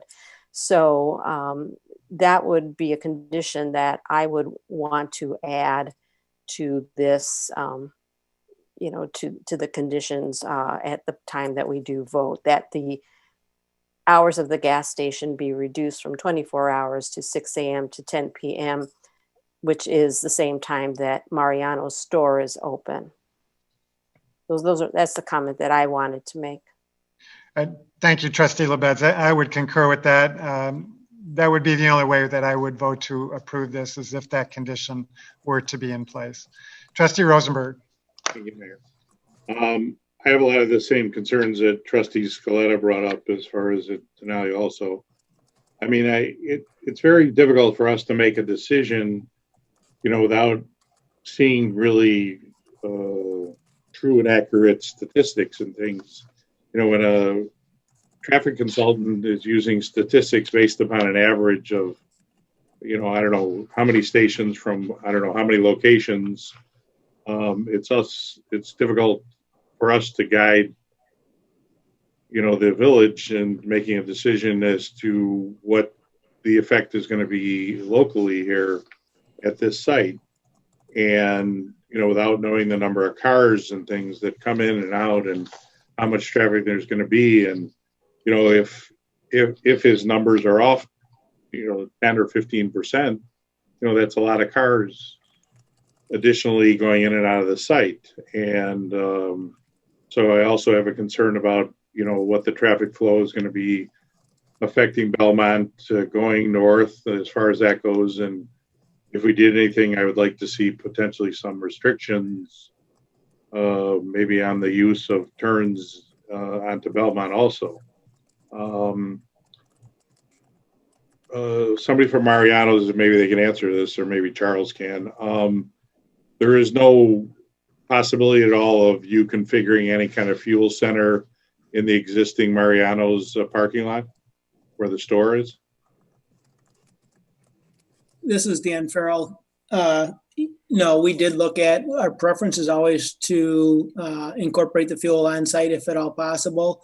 However, the way that facility is set up with the number of parking stalls and the biofiltration that we have as part of the original development and so forth, we could not fit it within the existing site. Not even at some kind of reduced fuel center at all? Or I don't know if you would even consider that. We tried that, and you may have, some of you may have been aware, at one time we even leased a lot for our employees to keep them off-site to make sure that the lot would circulate appropriately and we could handle the business at the store. And we have subsequently, actually in working with the village and with what we thought was going to be redevelopment of that parking lot, we allowed that to expire and turn that back over for a redevelopment opportunity. So our employees are now back on site. So that lot is trying to handle our customer base as well as our employee base. And that's working out well, but it would be impacted if we tried to add a fuel station on site. So can you at all address those concerns I have about the traffic studies and the volume and, the amount of sales and, generation of cars that's going to come out of this site with everybody doing these kind of things virtual now these days, and because of lack of ability to actually gauge traffic because of the COVID situation and cars not coming in and out of on a regular basis like they used to. Yeah, so as Tim had mentioned, I mean, there is ITE standards out there that talk about the amount of traffic and how much of it comes off the street grid and how much of it might be an individual trip, for fuel and so forth. So I am by no means a traffic expert. So, unfortunately, we didn't think we'd need the way at this meeting today. I have done a number of Mariano's developments whereby a traffic study was required, and KLA is a very well represented or respected group, and so we went to them for this traffic study. And because of the situation, they could not, do actual traffic counts that were meaningful, so they used standards. But what I would tell you is that when I look at the standards that were in that report, and I look at the business that we're doing at our existing stations, it was right in line with our expectations as to what we're achieving at our other locations. So we did have a cross check from our experience. Again, that's, only 4 operating stations as of today, but it by no means looked out of line. And quite honestly, we would have the same concerns you did. If this station doesn't operate effectively, we're doing ourselves a disfavor by asking our customers to come to a fuel station, that's not a good experience. And I think enough about Mariano's that we're very customer focused, and we want to make sure that the experience is right for the customer. And so we feel very confident that it will circulate correctly and that there will not be frustration there, that it'll be a good experience. As Tim had mentioned, we keep our pumps further from each other than some of the other stations. So we expect that, that will actually help people get in and out of the site without having any frustrations, and it will be a great experience for them rather than something of frustration. And so, you talk about Costco and backing up and so forth. If that was going to be our expectation because we had 5 pumps, we would never do the site from our perspective. It would be a bad business decision on our end. Mm-hmm. Yeah, I don't know. They seem to continue to do it, and despite the fact that traffic is a nightmare there. From the standpoint of when you're asked about the fuel pricing, I mean, do you feel that based upon the pricing that you're going to offer, will that be, you know, a impetus to draw a lot more people there, where you're pricing your fuel that, you know, would create traffic situations or a surge of, you know, cars coming in? I believe that because we do have this pricing program and the fuel opportunity, the fuel points opportunity in the existing stations, and like I said, the report that Louis presented was in line with what we're experiencing these days. So again, if you make the correlation to what is the traffic with grants today versus, you know, what is it going to be now? What Louis was able to do was pull the ITE standards of what grants should be doing based upon the number of pumps and based upon their service facility. He may be overstating what they're doing today. I can't tell you what they're doing today. As Sean mentioned, that to an extent was a little bit irrelevant to us because we're more focusing this on what traffic is already on the street grid and what Mariano's customers do we have coming to the store that will enjoy the opportunity to combine their grocery shop with their fuel purchase. Well, so I guess he estimates what the existing station is doing. And, you know, like Trustee Scaletta said, I think I have a hard time accepting, you know, those numbers because you really don't see the kind of volume that's in that location. And so, you know, there was only roughly a 10 or 12% difference between what you're estimating versus what you're saying he had today grants.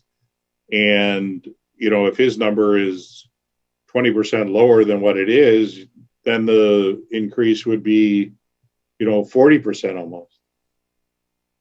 That's a fair statement that we're using ITE standards to come up with what he think or what his business should be doing as of today. So if he's not doing that level of business, then the incremental would be higher. But keep in mind, again, fuel stations pull a lot of business off the street grid that's already present there. So you're going to be adding some turn movements in and out of the station. But you won't be bringing a ton of new traffic onto Arlington Heights Road, or excuse me, Northwest Highway, that's not already there. Well, but, you know, I guess most of us aren't as concerned about the traffic patterns onto Northwest Highway. I think it's more so what's going to flow onto Belmont when it may be hard to get out to Northwest Highway, either left or right out.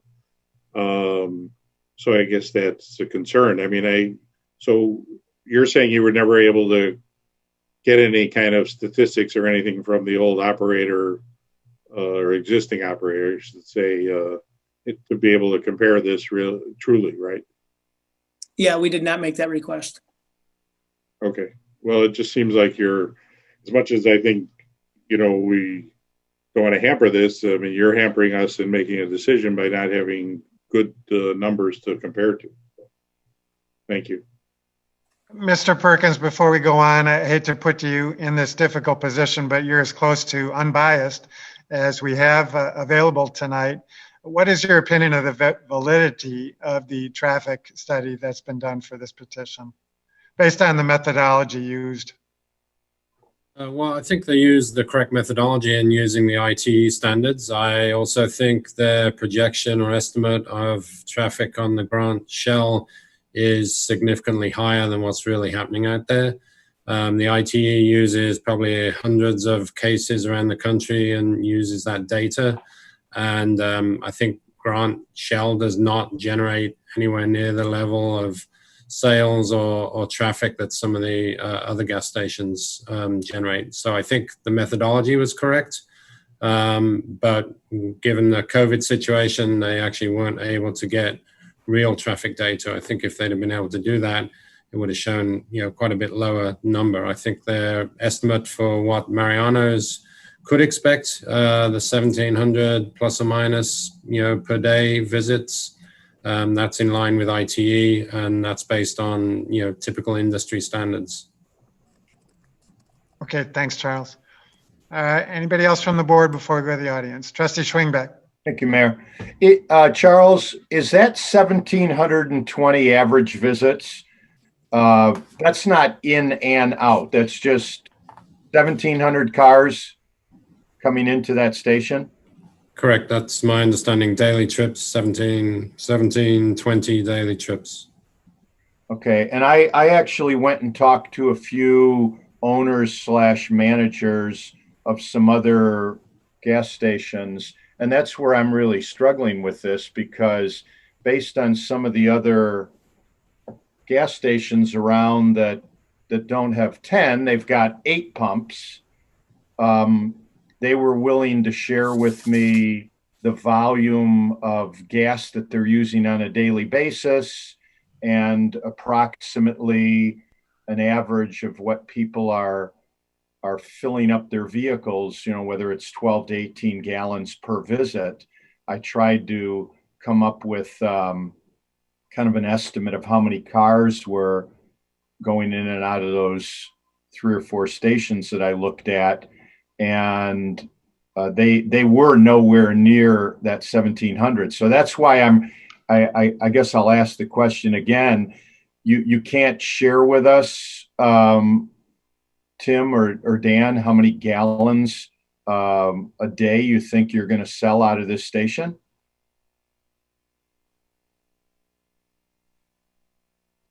I can tell you that I don't have it per se by day, because each municipality does kind of shop and flow just a little bit different. And some of them are heavier, a little bit heavier on the weekends, and some of them, might be morning and evening, as Sean had mentioned, during, peak traffic times anyway, and so forth.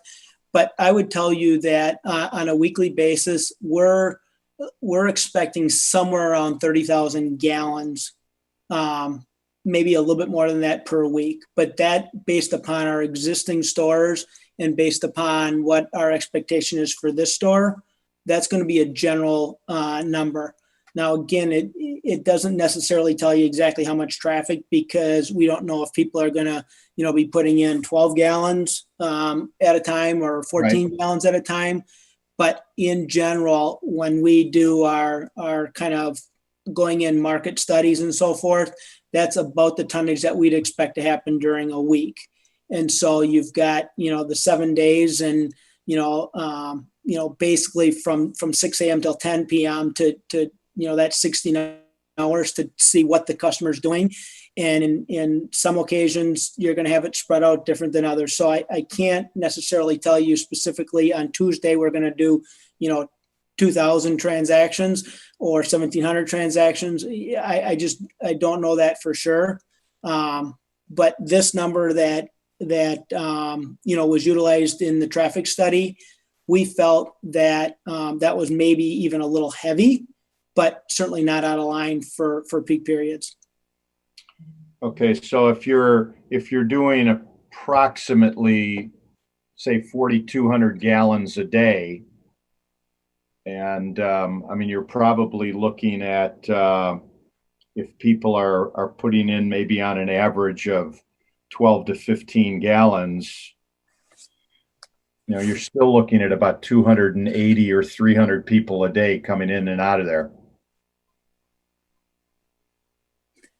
Yeah, again, I don't know exactly how that math is going to calculate out, but it's pretty close to that. Okay. All right. Thank you, Mayor. All right. Anybody else from the board? Trustee Padovani. Thank you, Mayor. Just to clarify or maybe crystallize the math here, whether it's 300 cars a day or what I was hearing is 1,700 cars a day fueling here. Is that correct, Mr. Farrell? That's what was used in the study, yes. Okay. Either one of those numbers is way above what actually is happening at Grand Shell right now. I think we're all kind of consistent with that. My question is then, how would that traffic be handled, especially as it's pretty much as it exits the station? The drawing there shows that there is one exit going on to Belmont, pretty close to the corner. So if a number of cars turned, let's say in line, you might have a number of cars waiting to get out onto Northwest Highway if they were going south on Belmont. Can they also exit going on to Northwest Highway? Yes. Yeah. I'm sorry. Go ahead, Dan. I was just going to say, yes, they can make both turn movements on a Northwest Highway. If they wanted to go right and head westbound, or make a left and go back eastbound, they could do that directly onto Northwest Highway, or they could go to Belmont and work their way to Northwest Highway that way. So there would be two opportunities for them to go east or west on Northwest Highway.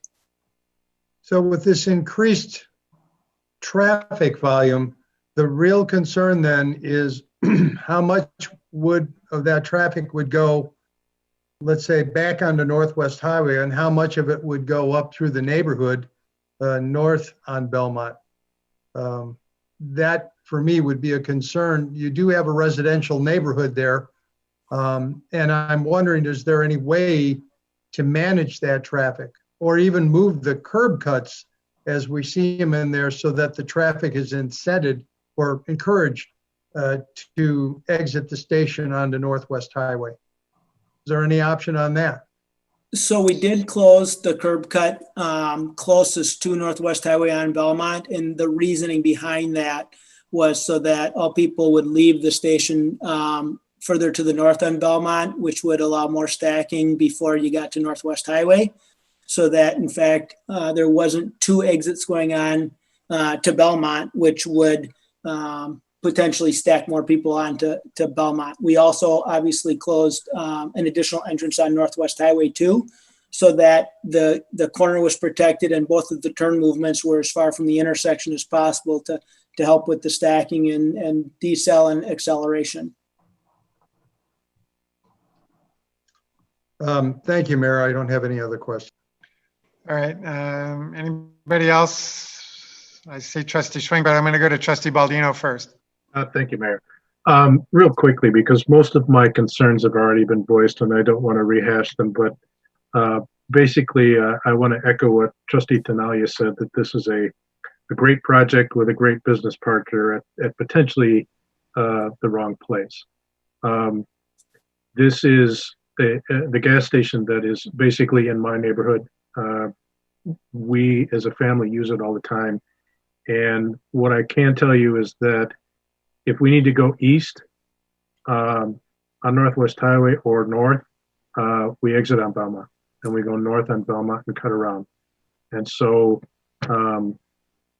unless there's no traffic on Northwest Highway, which really doesn't happen, there's going to be increased use of the residential neighborhood. And that's really what's causing my concern about the harmoniousness of this location for this project. Thank you, Mayor. That's all I have at this point. Okay, Trustee Schwingbeck. Thank you, Mayor. I had asked the question, Charles, of you this afternoon, but to Dan or Tim, what would it do to your traffic flow if and I'm sure that there's some residents in the area that if they came to the station, they'd want to come down Belmont to go home that live only a few blocks away. But what would your thought be there of having a no right-hand turn lane on Belmont?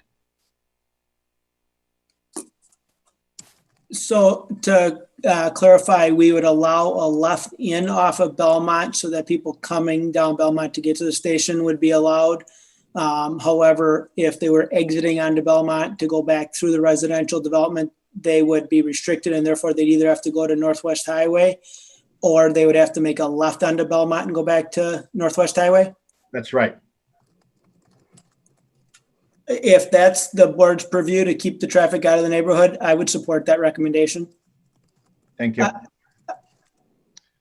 I just want to, make the comment that, again, you guys are all very, very familiar with, the traffic patterns and so forth. We want to do what's right for the customer at the same time as doing what's right for the neighborhood. And so if a restricted right turn out onto Belmont eases the concerns of the board, I would, as a representative of Mariano's, I would support that request. Thank you. Okay, anything else from the board before I go to the audience? Seeing none, I will go to the audience then. And I do want to call on a representative of the Park District. If there is someone, I do see Mary Fran there. So Mary Fran, why don't you go first? And I'm just going to remind everybody of the 3-minute time limit. And I do want to call on the Park District since they are very much an interested entity. And so President of the Park District, Mary Fran Leno, welcome. Thank you, Tom, and thank you to the rest of the board. Before I begin, I know there's a 3-minute time limit. I might take 1 minute after that, and I'll take it from one of my fellow board members because I believe everything will encompass all 5 of my board members. That's fine, Mary Fran. Okay. Tonight, the village board sits in the position of determining the fate of the Grant Shell Station property, which will affect the Arlington Heights community for many years to come. Throughout the history of the Arlington Heights Park District, we have been known to be stewards of the environment and supporting plans which acquire and preserve open space for passive and active recreation. In the early 1990s, the village of Arlington Heights designated redevelopment areas within the village. One of them is known as the Hickory-Kensington Redevelopment Area, adjacent to Recreation Park. Not just a few years ago, but actually between the years of 1986 and 2000, the Park District purchased 2 residential houses and 4 commercial properties within the Hickory-Kensington Recreation Park area to fulfill our mission. In 2013, the Park District supported the Village of Arlington Heights 2013 Hickory-Kensington Area Plan, which depicted future properties as green space, commercial properties, and many more housing developments. This plan is one of the reasons why the Park District agreed to support the 2014 Hickory-Kensington TIF District. The Park District's master plan has long included the piece of property that has been home to the Grant Shell Station. This past October 2019, negotiations between Grant Shell and the Park District did take place, and unfortunately did not come to fruition. Now the question before you is really all about if you, as a board, will or will not grant a special use to Mariano's to build a high-volume fueling station and convenience store kiosk adjacent to Recreation Park and a recreational neighborhood. The proposed high-volume fueling station will most certainly bring numerous challenges to the residents and planned future residents of the area, including additional vehicular traffic on Northwest Highway, Belmont, and Minor Streets, additional customers, and in essence will take a quiet mom-and-pop business and turn it into a high-volume destination business. As brought up by Trustee Tinaglia, specific to the special use permit, is the development of a high-volume fueling station and replacement of the current Grant Shell Station at the corner of Northwest Highway and Belmont Avenue, quote, desirable or necessary to the public convenience or welfare? No. There are numerous gas stations in the immediate vicinity of this location, with one less than 1/3 of a mile on the same street and same side of the street, and along with almost 20 other gas stations in Arlington Heights. As far as it seems, there is not an outcry of desire or necessity for more gas stations in the community, nor at this specific location. Is the development of a high-volume fueling station harmonious and compatible with the other uses adjacent to the vicinity of the site? No.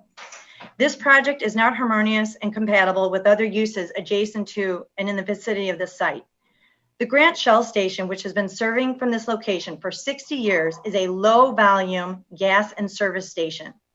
And the information that was brought up and requested by, I believe, Trustee Scaletta, you were looking for dollars and cents. I have a copy in front of me that shows us the 2017, 2018, and the portion of the 2019 Grant Shell sales document, which we received last fall. In 2017, 458,973 gallons were sold. And in 2018, 451,285 gallons were sold for an average of 455,129 gallons per year. That's an average of 1,246 gallons per day. With an average of 10 gallons per visit, which is probably low, That's only 125 vehicles per day currently. And to be exact, it is 65% of what their current annual sales are. According to the supply traffic study for the site, it claims that there will only be about 10% increase in traffic. Well, on page 4 of the study, it shows the projected number of cars, which you've mentioned tonight, to be 1,720 vehicles per day. That's a big jump from a current 125. Plus, they do get additional cars for servicing. The development of a high-volume fueling station will cause a significant increase in vehicular traffic, a large built station, increased number of pumps, and more customers, all adjacent to Recreation Park and residential homes. The surrounding northwest adjacent area is residential, with 2 blocks north, the home of the future makerspace for the Arlington Heights Memorial Library as well. Continuing to Minor Street, all residential surrounds the north side of the adjacent Recreation Park, with residential on Hickory as you turn south. Immediately owned adjacent to the properties is the Arlington Heights Park District, which has been master planned for over 30 years. Did you know that just last summer, over 8,400 people played baseball at that park? 240 people reserved tennis permits. 2,236 participants participated in programs in the summer. 17,349 attended the pool all in one summer. And during Frontier Days, between 80 to 150,000 visit Recreation Park over 5 days. Hundreds of patrons walk and ride their bikes on a daily basis to use the playgrounds, tennis courts, and open spaces. An adjacent high-volume fueling station is not harmonious, not compatible with families and children playing on the playground, in the ball field, on the tennis courts, or at the future skate park. This park and residential area is filled with hundreds of daily walkers and bikers throughout the neighborhood, and especially on Belmont and Minor Streets. Also, I'd like to note that we do have a proposed joint parking lot along Belmont that we've been discussing with the library to do in the future to accommodate both park and library users, which would be on the east side of Belmont, south of our tennis courts. Lastly, I'd like to mention the Park District did send out a brief survey for 24 hours last week just to get the pulse and make sure that we were still in tune with our residents. Of the 26,106 emails that were sent, we specifically identified 1,288 were specifically people living near Recreation Park. 93% of them said they support the Park District acquiring open space, and 85% of them support the Park District in their attempt to acquire that Grant Shell property. This information suggests that the residents of this area want this property to be preserved as open space as it does not fit with the special use criteria. I would like to note that should the Park District have the opportunity in the future to purchase this property, we would work closely with the Grant family to ensure a fair and equitable transaction occurs. We understand that this property is critical to the Grant family retirement plan. We would begin immediately land planning the property with our residents to learn what specific passive and active recreation opportunities they'd like to see in the current southwest corner of the property. On behalf of the Arlington Heights Park District Board of Commissioners, we are asking the village board not to grant the special use to this property for the proposed project because the proposed location and establishment is not desirable or necessary to the public conveyance or welfare and will not be harmonious and compatible with other adjacent uses adjacent to and in the vicinity of the selected site or sites. The park board is looking to protect, enhance, and improve on one of the community's most valuable assets, Recreation Park. And I will close with that. Further on down this evening, if there are any additional questions specific to the reservation system, which has been mentioned, or anything with negotiations, or in regards to the grant super service sale by item summary that I have, I'll be more than willing to answer those or any other questions on behalf of myself and my fellow board members. Thank you. Thank you, Mary Fran. Just for the record, that was almost 8 minutes, which I'm happy to give you. But I see one other commissioner that would like to speak. And so I hope Tim Jelinas is considerably shorter and that hopefully we've got just 2 representatives from the Park District. So Tim Jelinas, for consistency, why don't you go ahead?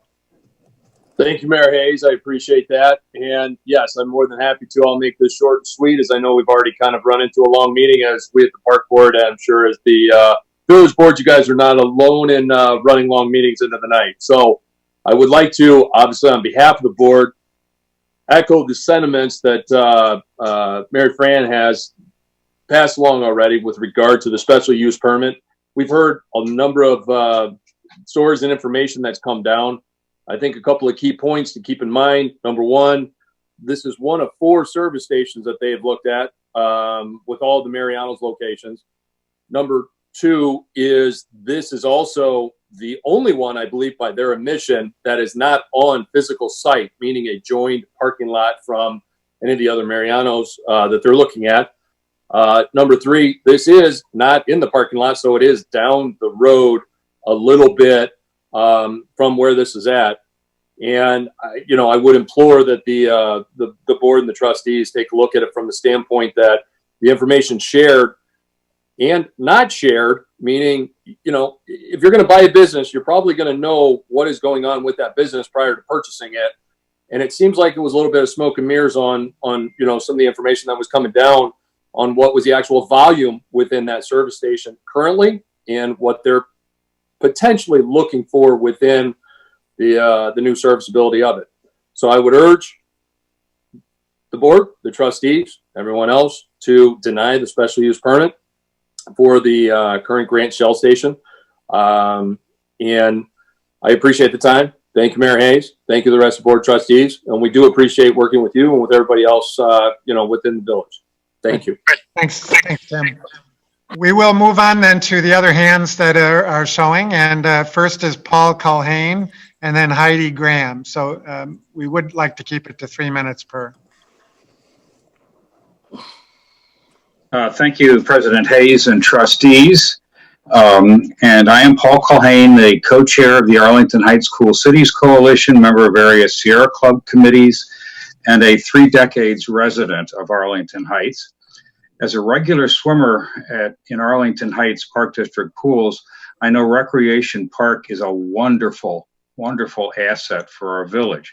The Park District planned to make the southwestern corner green habitat, consistent with the original 2013 village plan for the area.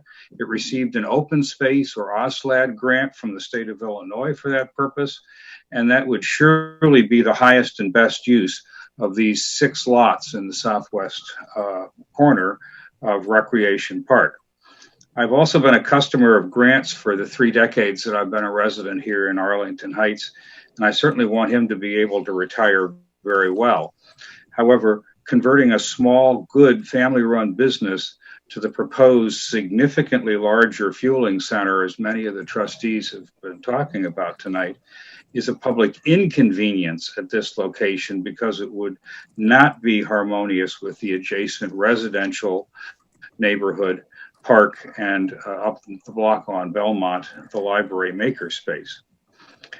In addition, a special use permit is conditioned on the proposed use being not detrimental to the health, safety, or general welfare of the nearby residents.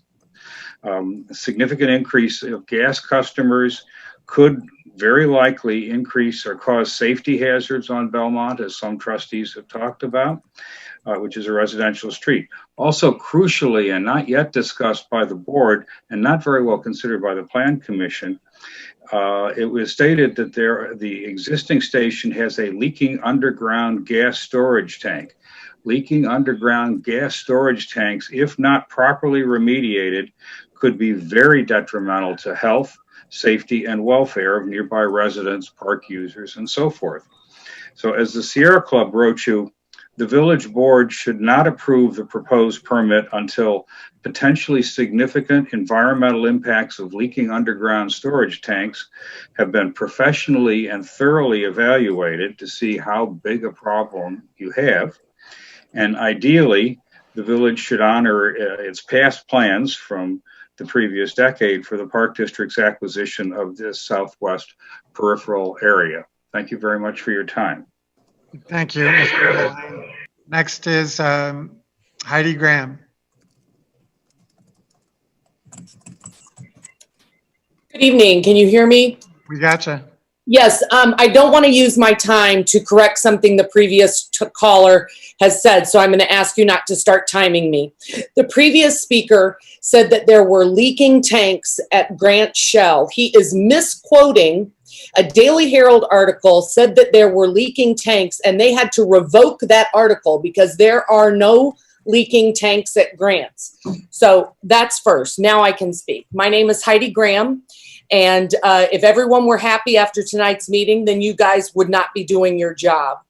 I live at 1219 East Woodford Place. I've lived here for 20 years within walking distance of the proposed site. I appreciate that the village manager gave a quick civics lessons tonight on special use and the role that the village can play in a private real estate transaction. I am here in support of this special use. In reality, it is not a change from the current use. It should be noted that this is the longest continuously running business in Arlington Heights. So the site has an incredibly long history being used as it is proposed.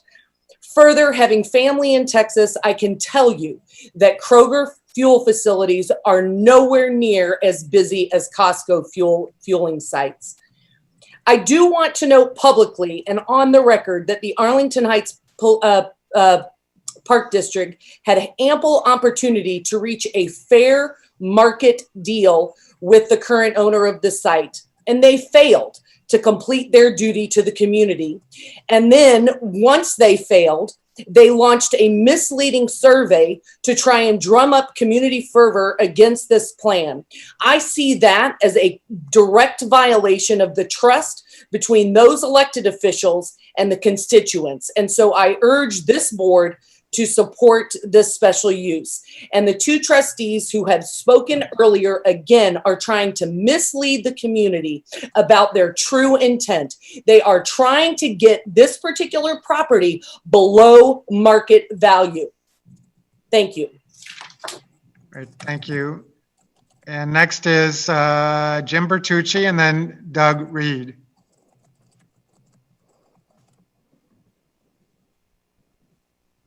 Hello, Mayor. Can you hear me? We got you, Jim. Okay, thank you. Mayor Hayes, my respect to you and to the other trustees of the board. My thoughts on this are that nobody's really discussed the idea of residents and taxes. We have a willing buyer, a willing seller, to purchase a piece of property, to allow this piece of property to remain both on the property tax rolls and on the sales tax rolls. That is very powerful. In addition, the village's master plan shows that property remain on the property tax and sales tax rolls. We have a situation where, yes, maybe some things need to be tweaked. It appears Mariano's is willing to tweak the 24-hour situation. They're willing to tweak the into the property, out of the property.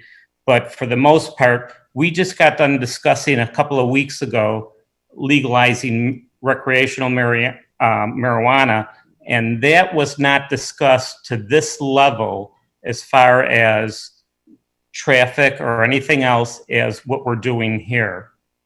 I, as a taxpayer, would hate to see this taken off both the property tax rolls and the sales tax rolls.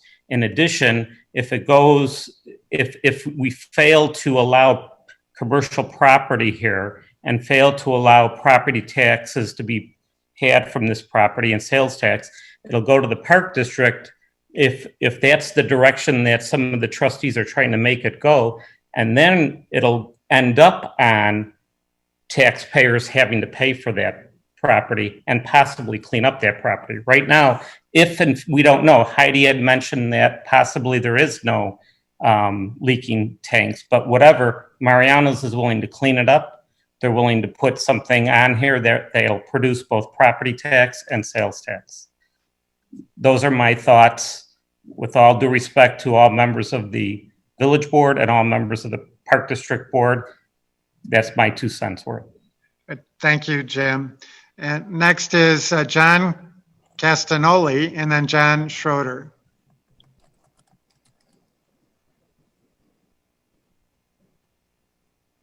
Can you hear me? We got you. Hi. Okay.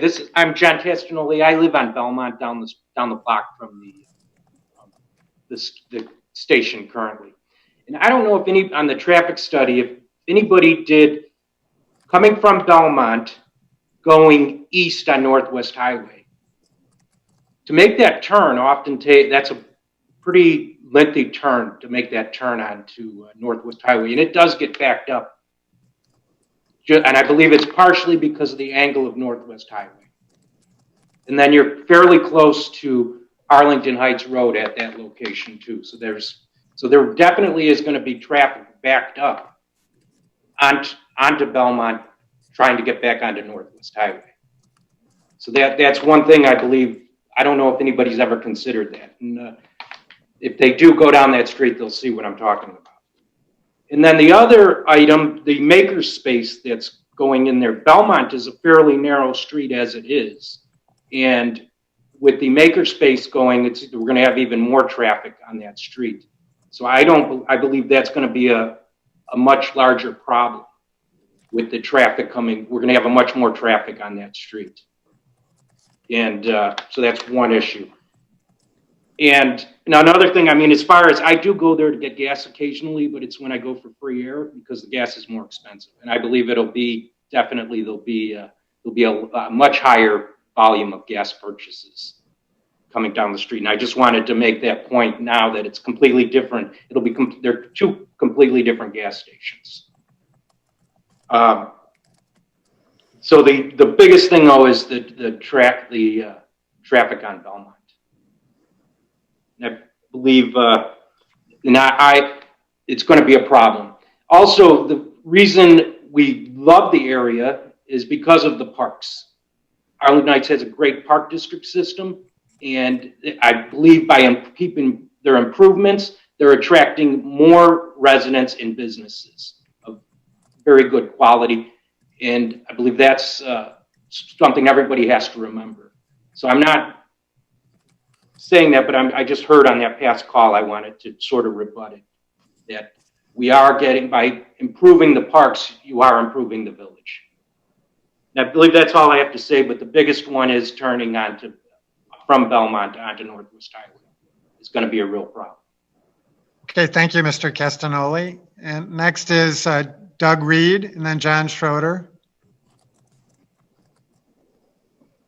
Hi, can you hear me okay? Yes, we can. Great. My name's Doug Reed. I've lived in the 300 block of North Belmont Avenue for the past 13 plus years. We paid a premium to locate in this area, not for its access to gas stations, but for its access to Rec Park. This station is not needed for public convenience, and more to the issue, it's detrimental to the health, safety, and welfare of the residents. Belmont already is a cut-through street to and from Northwest Highway to Minor and Euclid. During rush hours, which you propose are your highest volume times, it's a racetrack. The orientation of the pumps north and south, as opposed to east-west as they currently exist, and the elimination of the second curb cut onto Northwest Highway forces vehicles to exit onto South Belmont. Even the aerial plans show curb orientations that encourage exit onto North Belmont. Making a no right turn to Belmont will not be followed, and it will not be enforced. We have the playground, tennis courts, and the new makerspace, all that require on-street parking. Encouraging traffic north on Belmont will pose a significant safety risk to all the park patrons, as well as those of us who walk and use the park on a daily basis. We have in excess of 30 children that live on that stretch of Belmont between the proposed site and Euclid Avenue. By forcing more traffic to this park area and through residential areas, you're putting our families at risk. There should not be permitted any 24-hour service when the station is unattended. And I asked the board, how many village businesses are allowed to be 24 hours while unattended? This board needs to support the safety of the residents by denying the special use permit. Any additional public convenience is significantly outweighed by the safety risk, and that should be the primary factor in voting no for the special use. Thank you for your time. Thank you, Mr. Reed. Next is John Schroeder and then Craig Grant. Hi, can you hear me? Yes, we can. Hey, I'm John Schroeder. My family and I have lived in the Rec Park neighborhood for a few years now. We've lived in Arlington Heights for 15 years, and my wife has actually lived here for about 30 years. We live actually across the street from the beautiful Rec Park building, and so within less than a quarter mile of the proposed gas station. We visit the park daily. We walk across the street and go over there. We're actually on Minor Street, and we strongly oppose the proposal for the special use permit for the gas station, and really kind of oppose any commercial use for the property in the future, but definitely oppose this special use permit. And we've heard a couple times that the special use permit approval process needs to pass a couple criteria, be it deemed necessary for public convenience and not be detrimental to the health, safety, and morals or general welfare of those living or work in the vicinity. First, is the gas station really necessary? As we heard from the Park District Board, no, it's not. We do have 3 other gas stations nearby, one right up on Vale and Northwest Highway, and then 2 just south on Arlington Heights Road, just south of Northwest Highway. We don't really need 4 gas stations within such a close proximity of downtown Arlington Heights.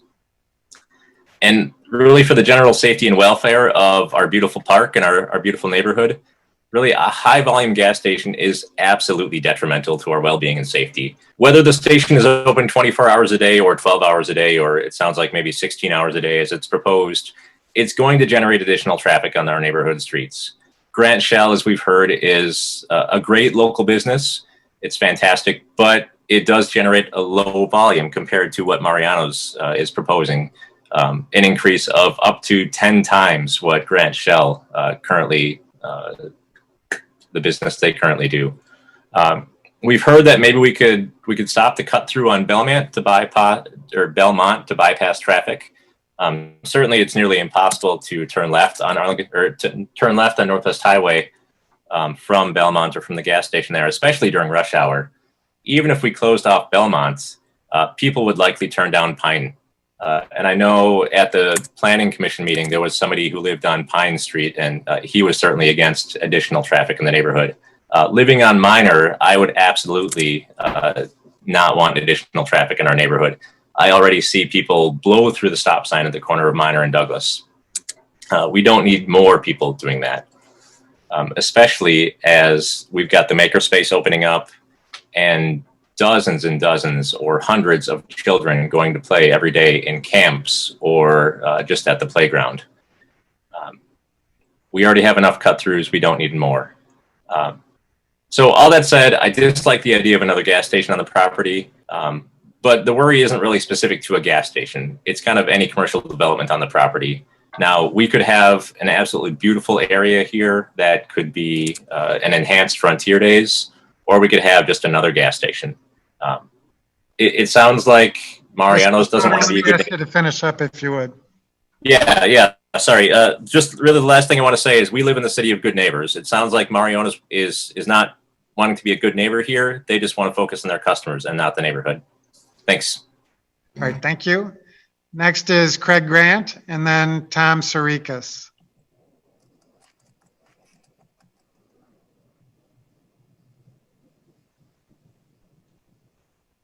Hello.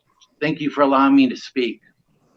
My family has owned that property since 1965. My father worked there from 1950 on until 2 years before he died. And we have worked and been good neighbors to our community. We have paid taxes.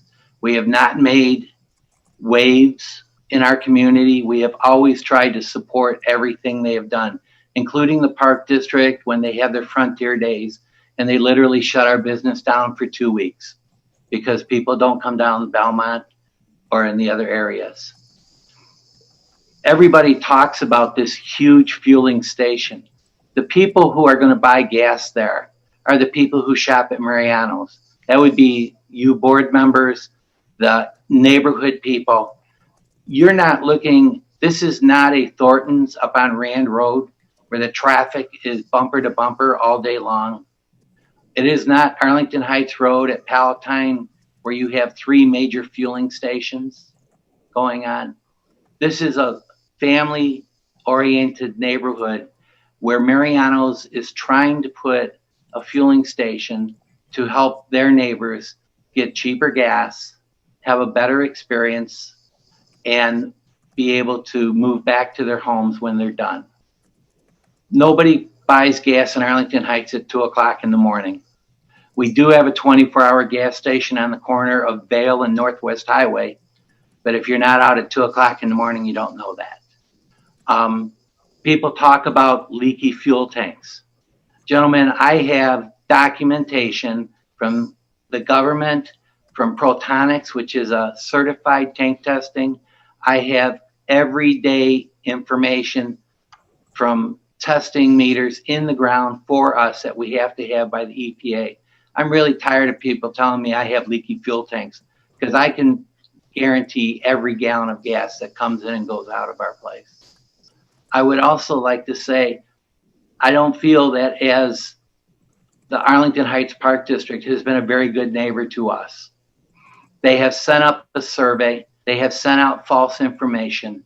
They have done everything they can to torpedo the dreams of my family of being able to retire and move on with our lives, live in Arlington Heights, enjoy my daughters, enjoy my grandchildren, and not have to work 12-hour days, 6 days a week.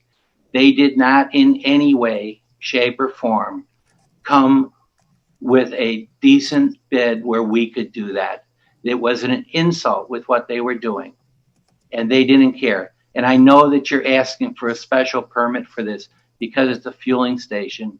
This location has been a fueling station since 1928.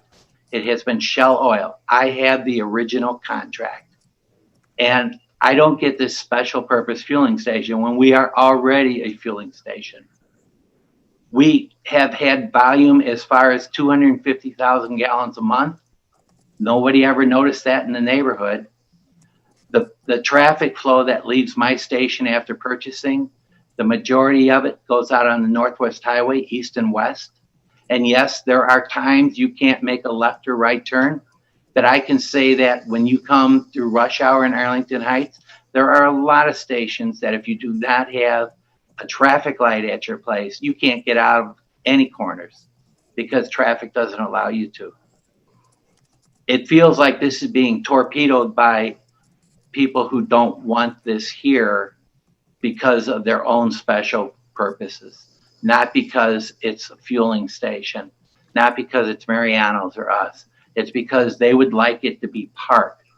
Well, if the park wanted it so bad, then the park should have anteed up in the final hour when they already knew what it was being sold for and could have matched the offer, and they did not. And I think it's an insult to the businesses in Arlington Heights to have to worry about everybody else determining whether or not they can close their business or a business can open when all they want to do is help.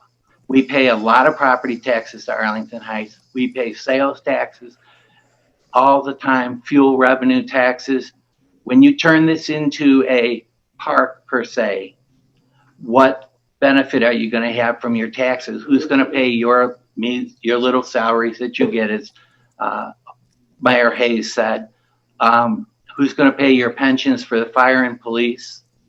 We are losing businesses all over the place because of the tough times, and we're trying to be here.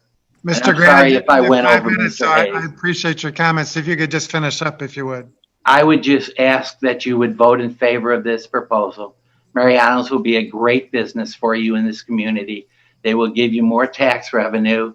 They will have a very nice looking location, and they will not be sending that much more traffic up Belmont. The majority of traffic, after 52 years of being there, I can tell you goes off of Northwest Highway. Thank you for listening to me. Thank you, Mr. Grant. Next is Tom Sarikis and then Skip Adelino. Thank you. Can you hear me? Yes, we can. I've lived in the Rec Park neighborhood for 27 years. I've been going to Grand Shell for 27 years. I live on Douglas, just north of the Legion Hall. I can tell you I walk my dog around the park 2 to 3 times a day. It's an underutilized park, not nearly as busy as they want to make it out except for Frontier Days. And there's not a lot of traffic on Belmont. Now, I agree what happened to Craig Grant is unfair. The Park District should have bought it should have paid market price. It's now, appears to me, trying to come in and use the village board to knock down a price they should have paid for back in October. We shouldn't be here. The Park District screwed up. Now they're going to take advantage of Craig Grant being a nice guy, allowing you guys to stop a gas station that's been here since 1928. There's no reason for this. This should be permitted to go on. I live in the neighborhood. I don't want to see people blowing through the stop sign at Douglas and Minor. I see it all the time too. It's gotten better. There's not that many people cutting through. Douglas isn't that bad of a cut through. This would be a good gas station. And unfortunately, the Park District should have bought it, but they didn't. It's shame on them. Thank you. Thank you, Mr. Sarikas. Next is Skip Baldino and then Mark Sporich. Hello, I'm Skip Padovani. I live at 15 South Belmont, so I'm 2 doors down from the gas station. My only concern is the flow of traffic onto Belmont. I think that people most likely will not pay attention to a no right turn sign on the Belmont. Since they're doing adjusting curb cuts, isn't there a way they could make both entrances onto and off of Northwest Highway instead of Belmont and just cut Belmont out of the loop? That would solve the problem, I think. And that's really all I have to say. All right. Thank you, sir. Next is Mark Sporich. Hi, can you hear me? You're very weak. Hello, can you hear me? That's better. All right, thank you. Yeah, so first of all, I'd just like to say the whole situation is obviously disappointing. The fact that the existing gas station never had a special use permit is, questionable. I don't understand exactly what happened going through the planning commission meeting, which I attended. It did seem like they were chartered with doing something, even went over the rules for what was required of special use, yet never addressed the specific topics about whether or not a new station would be desirable or necessary, or that it's even harmonious or compatible. I would say generally the neighborhood where I live in Recreation Park there is opposed to continuing this station, despite the fact that, I think most of us have used Craig's services and appreciated the fact that he had the service station. The fact that Mariano's is removing the service station, I think, is actually a detriment to their case. We also should be thinking as a whole whether or not gas stations in general are even going to be as utilized as they have been lately because of the transition to electric vehicles. To me, the safety issues are also a concern.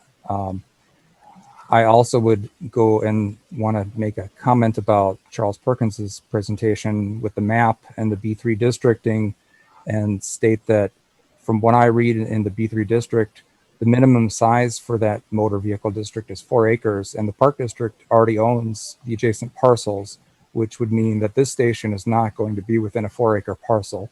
And so it doesn't seem like it even fits the 5.1-12 zoning requirement. I'm certainly compassionate to Craig's arguments, and I do wish him well in retirement. It has nothing to do with anything specific with him or his business or even any of his supporters, but I just don't think this once in a lifetime opportunity for hopefully the Park District for anything other than a gas station that doesn't make a lot of sense to me going in this place makes sense.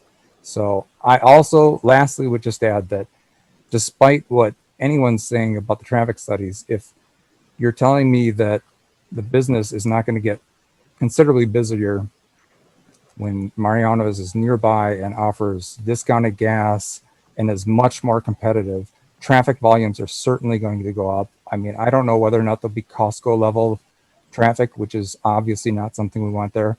But even if they're increased from where they are, it's certainly worse than it has been. And so addressing those specific special use cases, whether or not it's desirable and necessary or harmonious and compatible, I just think you have to say no to all of those things. So thank you for the time. Great, thank you. The only other hand I see is Paul Culhane, and Paul, you've already spoken, so I'll give you one more minute.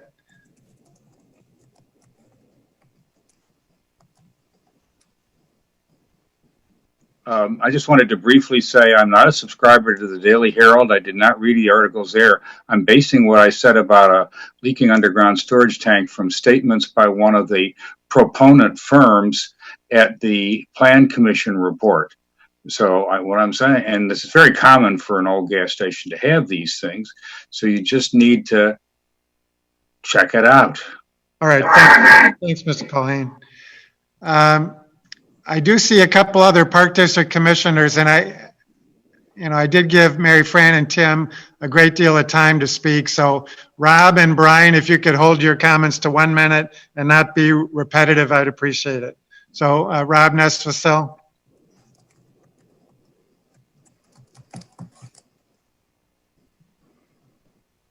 Mayor, can you hear me? Yes. Okay, actually, I'll defer to Brian if he'd like to go first. All right, go ahead, Brian. 1 minute. Can you hear me? Yes. Thank you, Mayor Hayes and village trustees. I wanted to bring up a couple points that have not been brought up yet. Right now we are building an all-inclusive playground off of Belmont Street that it will probably be built within the next year and a half. So that is going to bring in additional traffic onto Belmont and a recreation park, in addition to the makerspace that's across the street of where the all-inclusive park is going to be. So I'm very concerned about the traffic study when we look at right now, they expect that at 30,000 gallons a week, that's 1.5 million gallons a year. And with the statistics that the Shell gas station gave the Park District in 2018, they did about 450,000 gallons. So if you can see the addition that even if you took it that they did 125 to 200 cars a week, that's filling, on a daily basis, that's filling up there. And then you're going to, with their quote of 1720, that's going to be a lot of additional traffic.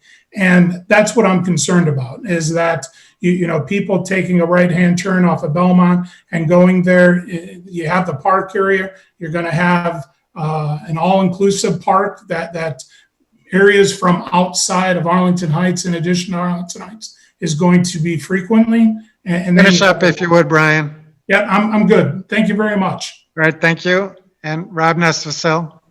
Sure, thank you, Mr. Mayor. So there, like you said, right at the outset, and in much of the town, it seems like issues seem to come down to 50-50, half on one side, half on the other.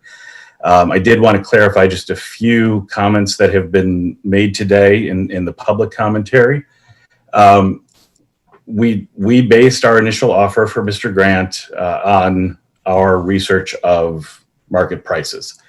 Clearly, he did feel differently. He felt perhaps even insulted, as we heard tonight and read in the paper. We tried to negotiate based on what we knew to be fair market value of real estate.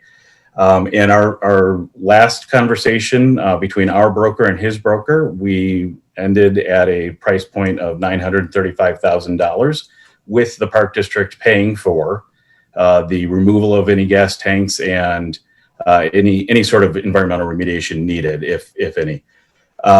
Total cost would put that at well over $1 million for that parcel.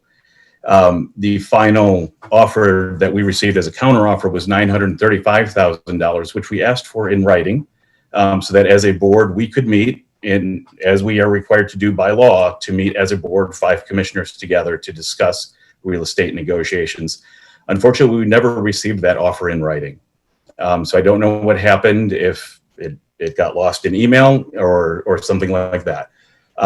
Overall, though, I want to say there's zero ill will for Mr. Grant or Mariano's or Mr. Troutman and the apparent purchaser. We don't know the terms of the sales contract. We don't know what the final purchase price was or what those terms were in that contract. Can you finish So I up, just wanted, please? sure can. So I just wanted to clarify for the public that we were acting in the best interests of the taxpayers and the district overall, our mission, of course, being open space and recreation for the community. And I do echo my fellow commissioners' concerns about the safety with the significant increase that the Kroger Corporation has described tonight versus what is currently used at that space. Thank you, Mayor Hayes. Thank you, trustees, and thank you to all of the public for participating tonight. Okay, thank you. And next is Throne Elements Pottery. If you just identify yourself, please.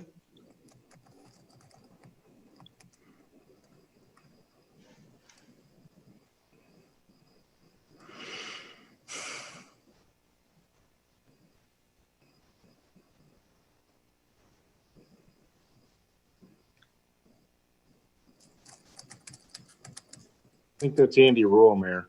Yeah, are you there, Andy?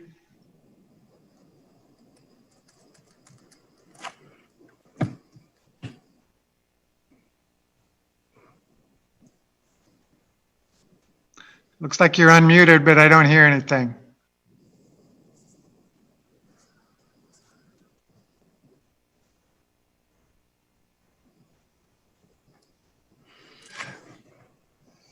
Let's move on to Tom Drake, and we'll come back to you. Mr. Drake? Can you hear me? Yes, we can. Good evening, Mayor Hayes and Village Board members. My name's Tom Drake. I'm a 37-year resident of Arlington Heights, and our children and grandchildren also live in the village. I shop at Mariano's, I do business with them, and I own stock in their parent company, Kroger. I'm also a former Arlington Heights Park Board Commissioner, so I've thought about the sale of Grant's Shell and the special use permit issue from a number of vantage points. One of the many reasons to live in Arlington Heights is the Park District, and I believe that in order for the Park District to continue to offer our residents great facilities and programming, they need to have the space to do it. As you all know, there's not an abundance of open space in the community for new green space, and certainly not adjacent to park facilities. The Grant property has been on the Park District's master plan for over 30 years. As you heard earlier, the Park District has acquired a number of properties around the recreation park footprint. I think the pandemic has given most of us pause to think about what we have to be grateful for, and having one of the best park districts in the state to enjoy is one of those things to not take for granted, in my view. I understand and appreciate the village's need to generate sales tax revenue, especially during economic downturn and with all the other financial pressure points in our community. I also understand the Grant's family right to sell the property to the highest bidder or whoever they like. I really don't know what happened in the negotiations with the Park District. Perhaps you're aware that the Boston Consulting Group estimates that over 2/3 of gas stations are at risk of closing in the next decade with the rise of electric cars, work from home, and other significant emerging trends. The National Retail Federation documents the tens of thousands of retail stores of all kinds that close annually in both good times and bad, including grocery stores. The 95-year-old Arlington Heights Park District is here for the long haul and in good times and bad. I agree this is a difficult decision. Perhaps there's some type of a win-win-win between Grants, Mariano's, and the Park District. So I urge you to not approve the special use permit, at least not tonight. And I appreciate your time. Thank you for your consideration. Thank you, Mr. Drake. And we'll go back to Andy Rule. Are you there, Andy?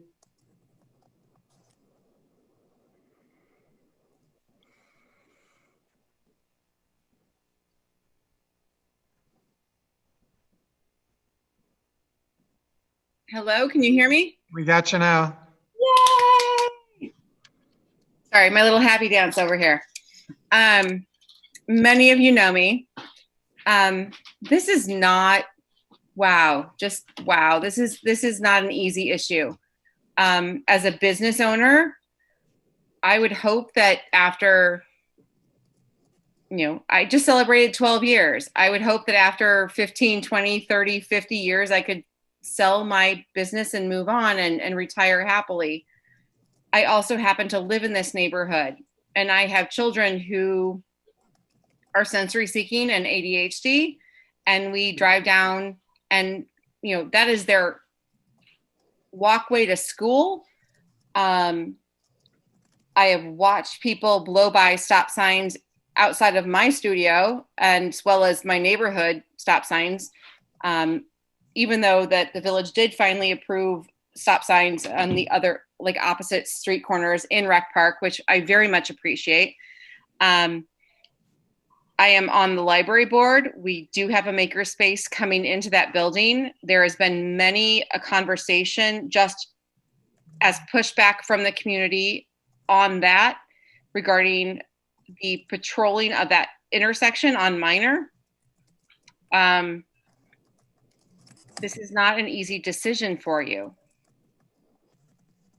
I've listened to everyone. I don't know that I have everyone's, I don't know that I have all the facts. I don't know that I have all the answers. I do think that going back to what Jim said at the get-go of this conversation, which is, what is the question tonight? What is the question right now? Should the Park District have it? Should Joe Schmo have it? But the question tonight is, should we allow this to continue to be a gas station? Should we allow this to continue to happen? I agree that the embankment and the curbs encourage the flow up Belmont, which my own children walk down. I just yelled at them a week ago because we were on a family walk and my youngest ran ahead, and my middle son decided that he was old enough to cross the street without a parent. And we were a block behind. And that he was old enough to lead the younger one across the street. And I have watched people blow by these signs. I've watched, I got rear-ended on Euclid within one block and the airbags went off. And the police officer was like, how did they do that? Because you were at a dead stop because of the light, and the car behind you had his airbags go off. Andy, you're at 3 minutes now. I'm going to ask you to finish up, but to be honest with you, I'm not sure if you're in favor or opposed. So if you could finish up by telling us what your position is. Fair enough. I'm just trying to say it's not an easy decision. I am opposed to this. I do think there may be room to grow, but I am opposed to this as it stands. I don't think that this is a proper use. I don't think that the neighborhood deserves this. I think that as much as a business owner deserves to grow their business and deserves to retire, that our children and our neighborhoods that we've fought for and tried to create community, and we are still trying to fight for, deserve to be protected. And okay. That's it. Thank you very much. Next is, I'm going to go to Greg Hansen.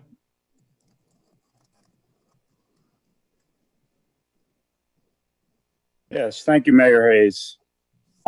My comments will be brief. I think there's been a lot of discussions on both sides tonight. I want to open it up that I am opposed to it, but my opposition is just based on the same thoughts that the thoughtful considerations that have been expressed by the trustees. Trustee Tinaglia with the consideration of what is the appropriate use for that space, what is a special use space, and the consideration of the neighborhood, the desirable and harmonious aspect of the community. Does it fit with that? And then Trustee Scaletta, some very good information and research, and I appreciate all the time that was put into that, and the support of Trustee Rosenberg and Padovani. As a living in Recreation Park neighborhood at 304 North Hadow, I've been here for 30 years. We had to move away because I was a pilot in the Navy and our service called us away. came back because this is such a community to us. But in that 30 years, we've seen extensive traffic in the neighborhood, and that continues to grow. And to, as Doug Reed stated, to consider that a no right turn is going to keep people from not turning right on South Belmont is a false statement. That turning left onto Belmont, you can maybe get 2 cars before you hit Northwest Highway. So they're going to stack up and people are going to continue turning right. So the traffic in the community is going to significantly increase. I would encourage Mariano's, if all their other facilities have gas stations adjacent to their supermarkets, look at the area around there. There are some empty businesses just north of Walgreens, and there's additional space there in parking that would be an opportune location to have a gas station, because you can have the on and off right onto Northwest Highway, a major artery through Arlington Heights. It would avoid the going into the neighborhoods. And again, I'm not here to speak on behalf of the Park District and Shell Grant has been a great neighbor. 30 years living in this neighborhood, you couldn't ask for a better neighbor. But I think the consideration has to be, what is the future for this community? And I appreciate all the thoughtful discussion by all the trustees and you, Mayor Hayes. I just hope the decision reflects that thoughtfulness. Thank you. All right, thank you, Mr. Hanson. Last hand is Craig Grant, and Craig, you've already spoken, and so I'm going to give you 1 more minute as well.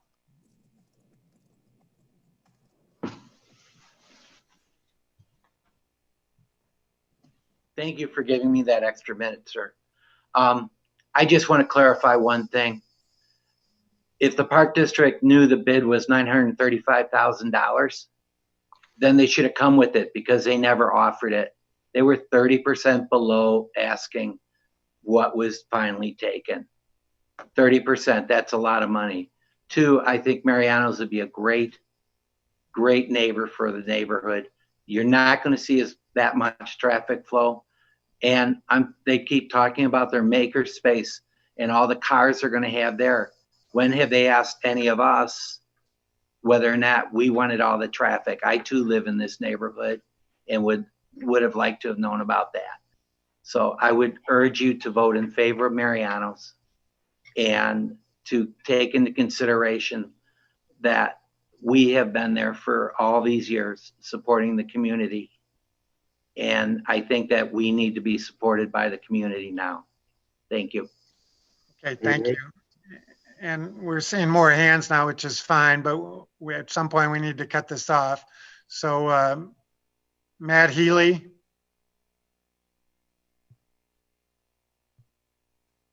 Go ahead, Matt. Okay, thank you, village trustees and board members and Mayor Hayes. As a 47-year resident here in Arlington Heights and the Rec Park neighborhood, residing here at 410 North Beverly, just a few blocks from Recreation Park and the Grant Shell, which I admit, as a young kid learning to drive, I definitely made my stops into there. And now, as I'm older, love the Marianos that have been there, since its inception, 10 years ago. But in looking at what we're talking about now, and a special permit moving forward shouldn't take into account any emotions from anyone looking to get tax revenue from the location or having it be a park location, but instead should look at, is this development deemed necessary for public convenience at that location? I believe it is not. With other gas stations directly in the area, within half a mile, a quarter mile, south on Arlington Heights Road and Northwest Highway, that station there does not seem necessary for our town to be putting in another gas station. Also, with approving a special use permit, is the project detrimental to the health, safety, morals, and general welfare of persons residing or working in the vicinity? I could say yes, that with increased traffic, a high volume destination fueling station could significantly increase traffic directly to the adjacent rec park, the library makerspace, Northwest Highway, Belmont, Minor Streets, and increase traffic into the residential areas. This area is filled with lots of people biking, walking, taking their dogs through the area, enjoying the park, and an increase in traffic will become more of a safety hazard than it already has throughout the years. And with other things looking to move into that same street, adding something else to that area just does not seem to be the right move at this time. I would be the first one to say I'd love to see Mariano's be able to add something in a different location, just not this one. So, and my vote, I would like to see the village board and trustees not vote for a special permit use at that location. And I want to thank you for your time and have a great day. All right, thanks, Matt. And next is Dolores George.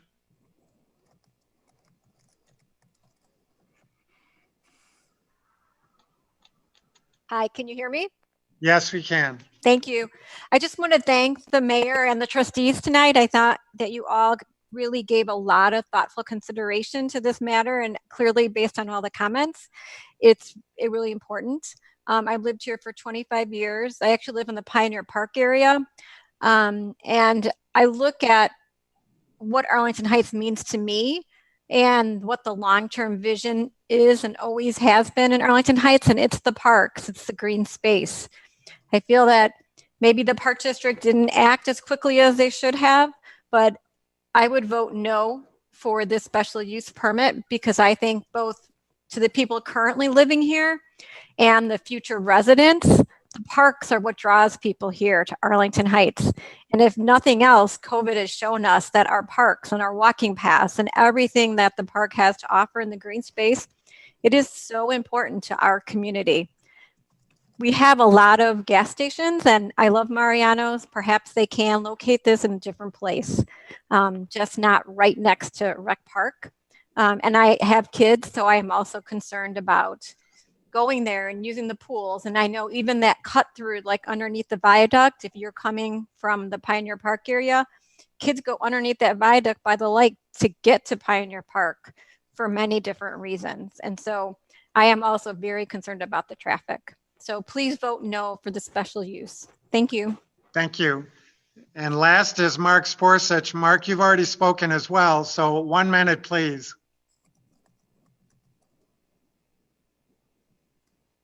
Hey there, can you hear me again? Yes. All right, thank you. I figured since you give Craig another minute, I'd take another minute too. I guess I just want to also bring up one thing I left out, which is that, one option I feel like that the village has and the government is eminent domain, and that's something that they have not considered, didn't even take advantage of. I feel like I don't know anything about the details of these negotiations.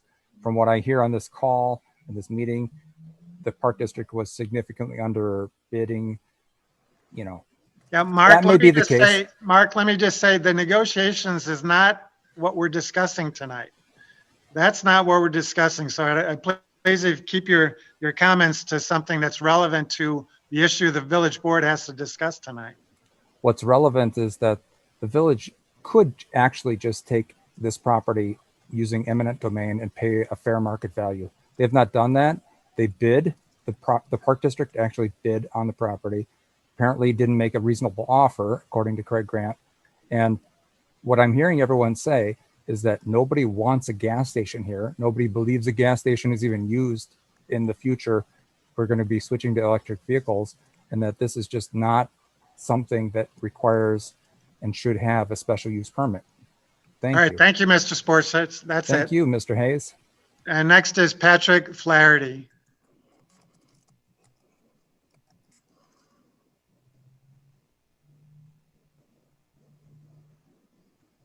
Hi, yes, can you hear me? Yes, and you're obviously not Patrick, so give us your full name. Correct. Mayor Hayes and Village Trustees, thank you. I am Anne Marie Flaherty, and I am a 40 plus year resident of Arlington Heights, and grew up and lived on Beverly Lane for 30 plus years. Through those years, I've walked, biked, drove to Rec Park daily. I had a paper route, delivered papers in and out of there, had swimming lessons there, worked as a lifeguard, volunteered, and more. I have seen firsthand the traffic challenges of the Rec Park area as a child, as a resident, and also as a neighboring business person. I love Mariano's. I love Grant Shell. I go out of my way to go to Grant and support the family. But Unfortunately, traffic is a problem. People already zip in and out of there constantly. My basic concern is increased traffic, the safety of our children and our families, and the risk is not worth a special use permit. I am not in support of a special use permit. Thank you for your time. Okay, thank you, Anne Marie. And that is the last of the hands. And so I'm going to go to the written comments that were submitted in advance. And unfortunately, just so we know, there is 16 written comments that have to be read into the record in order for us to fulfill our obligation to take public comment on this. And so I am now calling on our village clerk, Becky Hume, to read all 16 comments into the record. Thank you, Mayor. 2 of the comments were made by people who phoned in this evening, so I will not read their written responses. Thank you. Dear Mayor Hayes and Village Council members, I recently received a questionnaire from the Arlington Heights Park District regarding the acquisition of a piece of property on Northwest Highway adjacent to Recreation Park. It is currently a service station, but I understand the Park District has first bidding rights should the owner decide to sell, and the Park District's plan would be to make the area a nature preserve. I am writing to support that proposal. It would greatly enhance the Park District's ability to serve the community and be visually attractive. I understand our Mariano store is also interested in property for the purpose of opening a gas station associated with their store. I shop at Mariano's frequently, and I'm glad they serve our community. However, I feel the piece of land in question would better serve the village by allowing our Park District to plant and develop a nature area. Thank you for your consideration and your service to our village. Sincerely, Julianne Hennington. Next. As a village resident, I would much prefer to see green space along Northwest Highway instead of another gas station, especially the one that is open 24/7. I would like the village to intervene and help to reopen negotiations between the Park District and Mr. Grant. Thank you, Kathleen McQuillan. Next. Hello, I oppose replacing the old gas station with a new gas station. We do not need a gas station more than we need green space. And if the worry is tax dollars, people will likely get their gas at some other Arlington Heights station, so tax dollars will not be lost. Madeline McCarran. Dear Village Board, I am opposed to the use of a special permit to replace Grant's Shell with a Mariano's gas station. I am in support of this being a green space. Our village is not in need of another large gas station. We already have enough conveniences. What makes our neighborhood attractive to families are our green spaces. Just Friday, I was encouraging a physician colleague to buy a home in Arlington Heights for this very reason. It is a wonderful place to raise a family because of our park system. Also, establishing a high volume fueling center can only worsen our local air quality and pollution. The increase in concrete and vehicular traffic will be a contributor to the creation of an urban heat island, which is harmful for our health. There should also be a determination of the environmental impact of any leaking gas.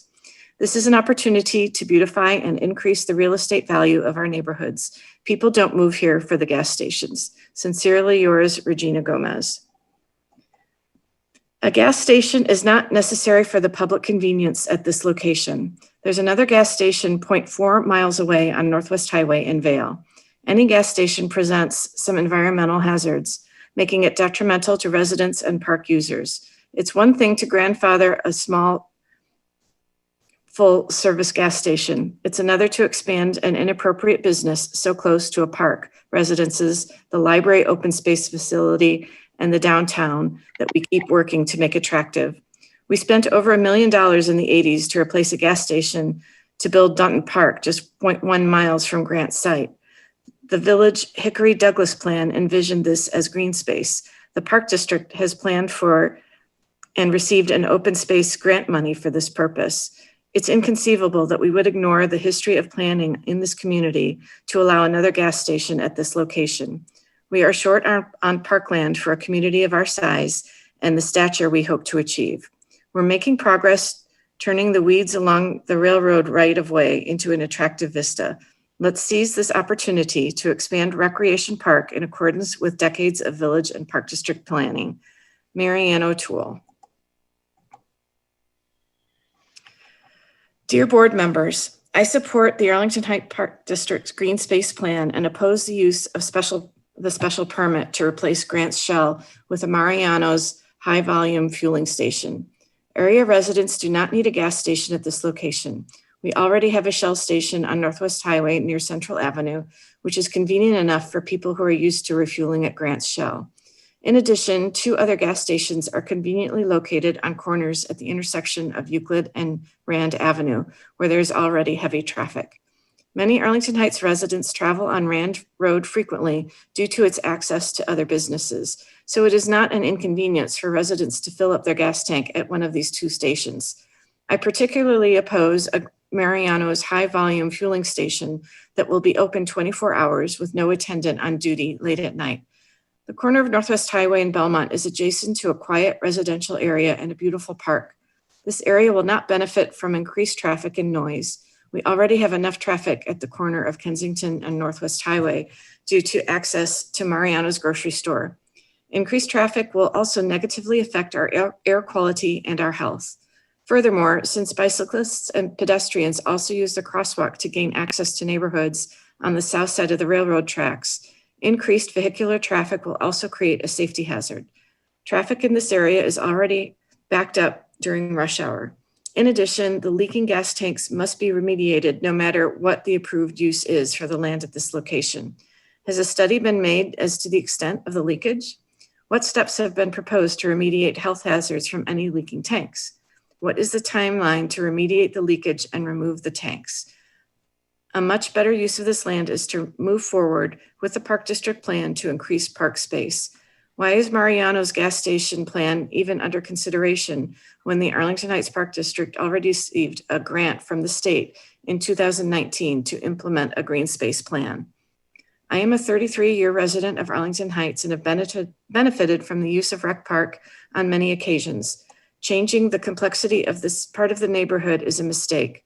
For all the reasons stated above, I strongly oppose issuing a special permit to replace Grant's Shell with a Mariano's high-traffic fueling station. Linda Smucha.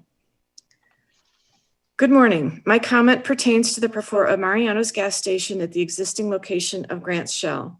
My husband and I have loved having Grant's be a part of our neighborhood and wish they were staying. However, if they plan to sell, we would much rather not having a different gas station or other business move in.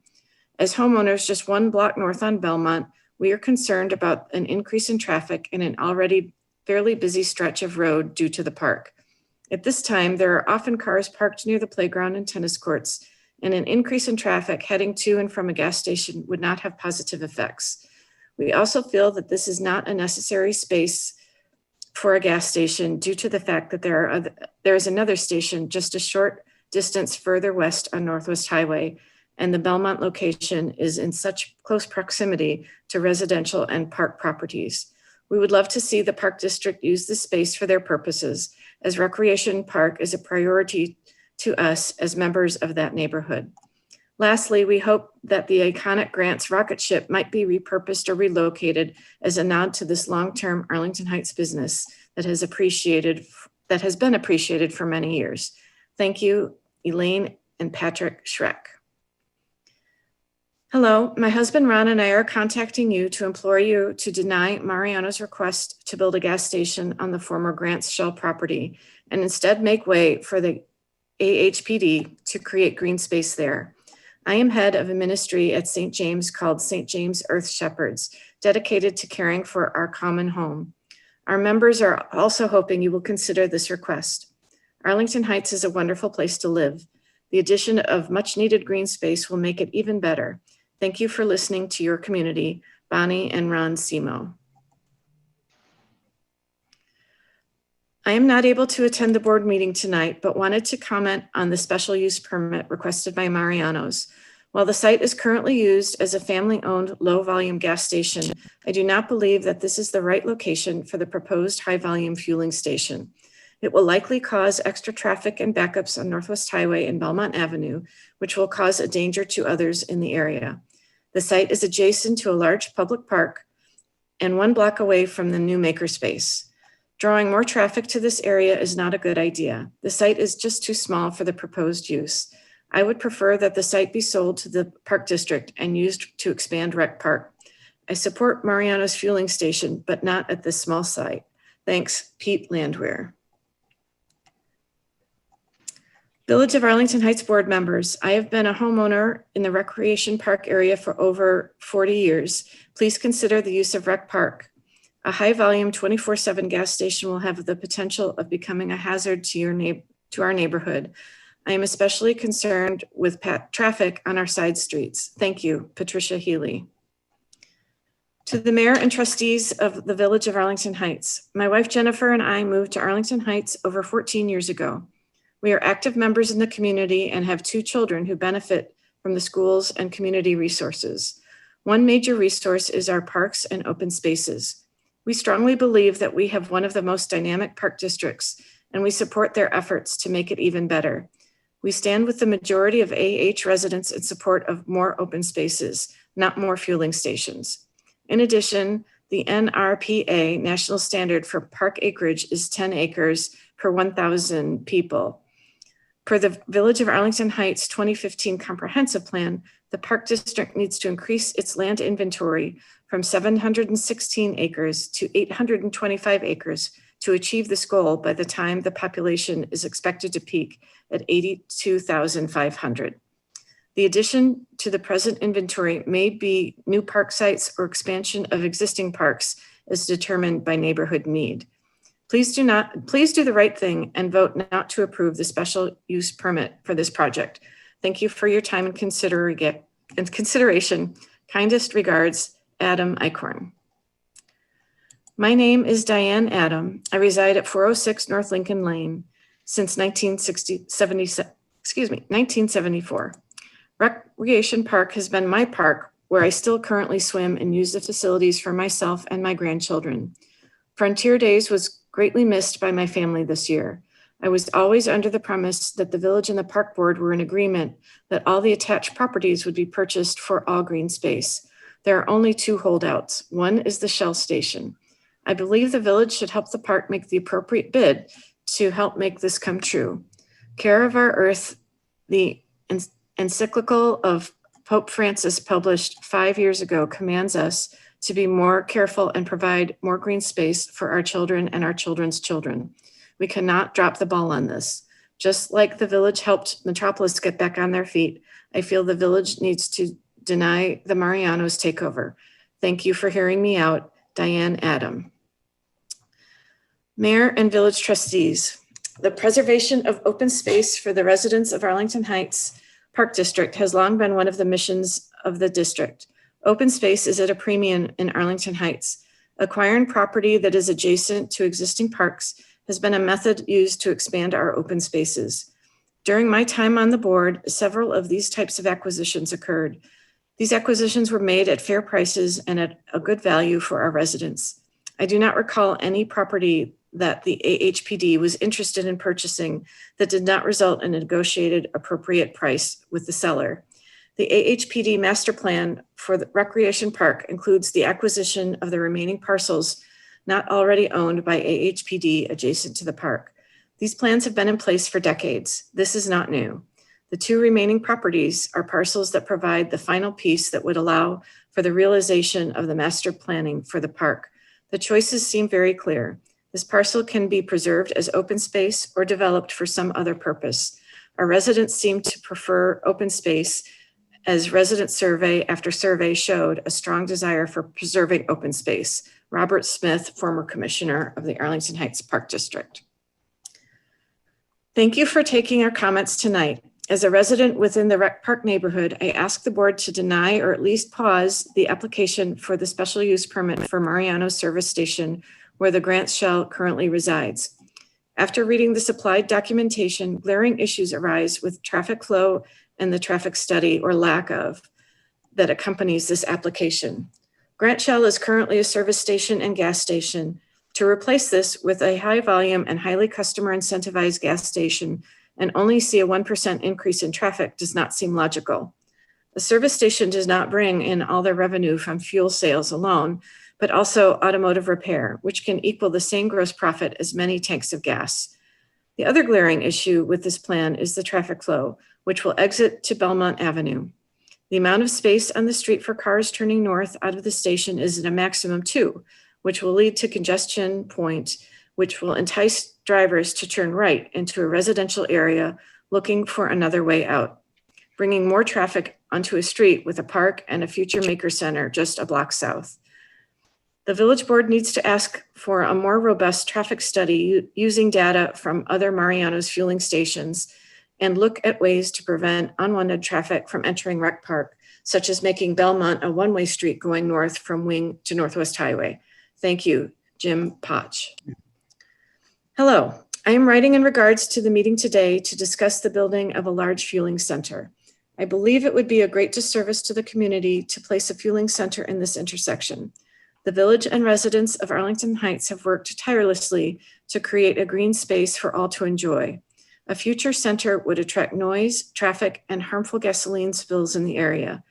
It will greatly detract from the public's use of these designated green spaces when a large fueling station is disrupting the park.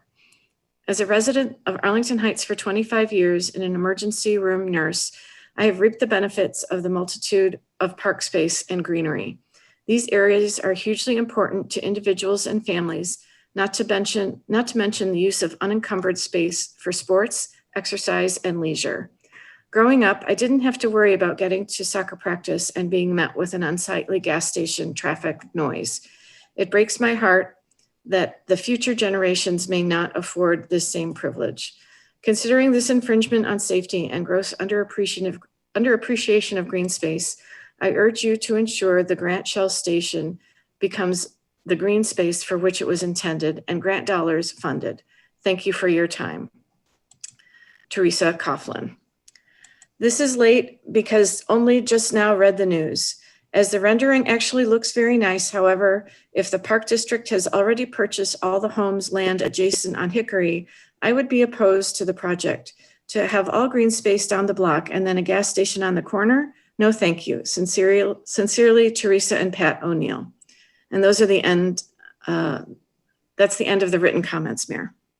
Okay, thanks, Becky. Take a drink of water. Thank you. We appreciate it. So that ends the public comment period. So we'll go back to the board. I just want to say to start off with that we very much appreciate all the public comment. It is obviously very important to the board in making our decision. And so thank you everyone for participating. As I said at the beginning of this agenda item, for me, the question is the intensity of the use. Is this going to intensify the current use that's been there for decades? And so that's really the question that I'm still wrestling with. I think it's fair to say that the board will accept Mariano's request or concession that they not be a 24-hour operation. And so certainly if I were to vote for approval, I think the board is probably unanimous on this. I don't want to speak for them, but I don't think anyone would vote for a 24-hour operation, and they would certainly accept Mariano's concession to not have an overnight operation and have the hours be from 10 to 6. And so that is one factor that I will consider in my decision in the intensity of this use. And then the other question, Charles Perkins, if you're still there. Yes, I'm here, Matt.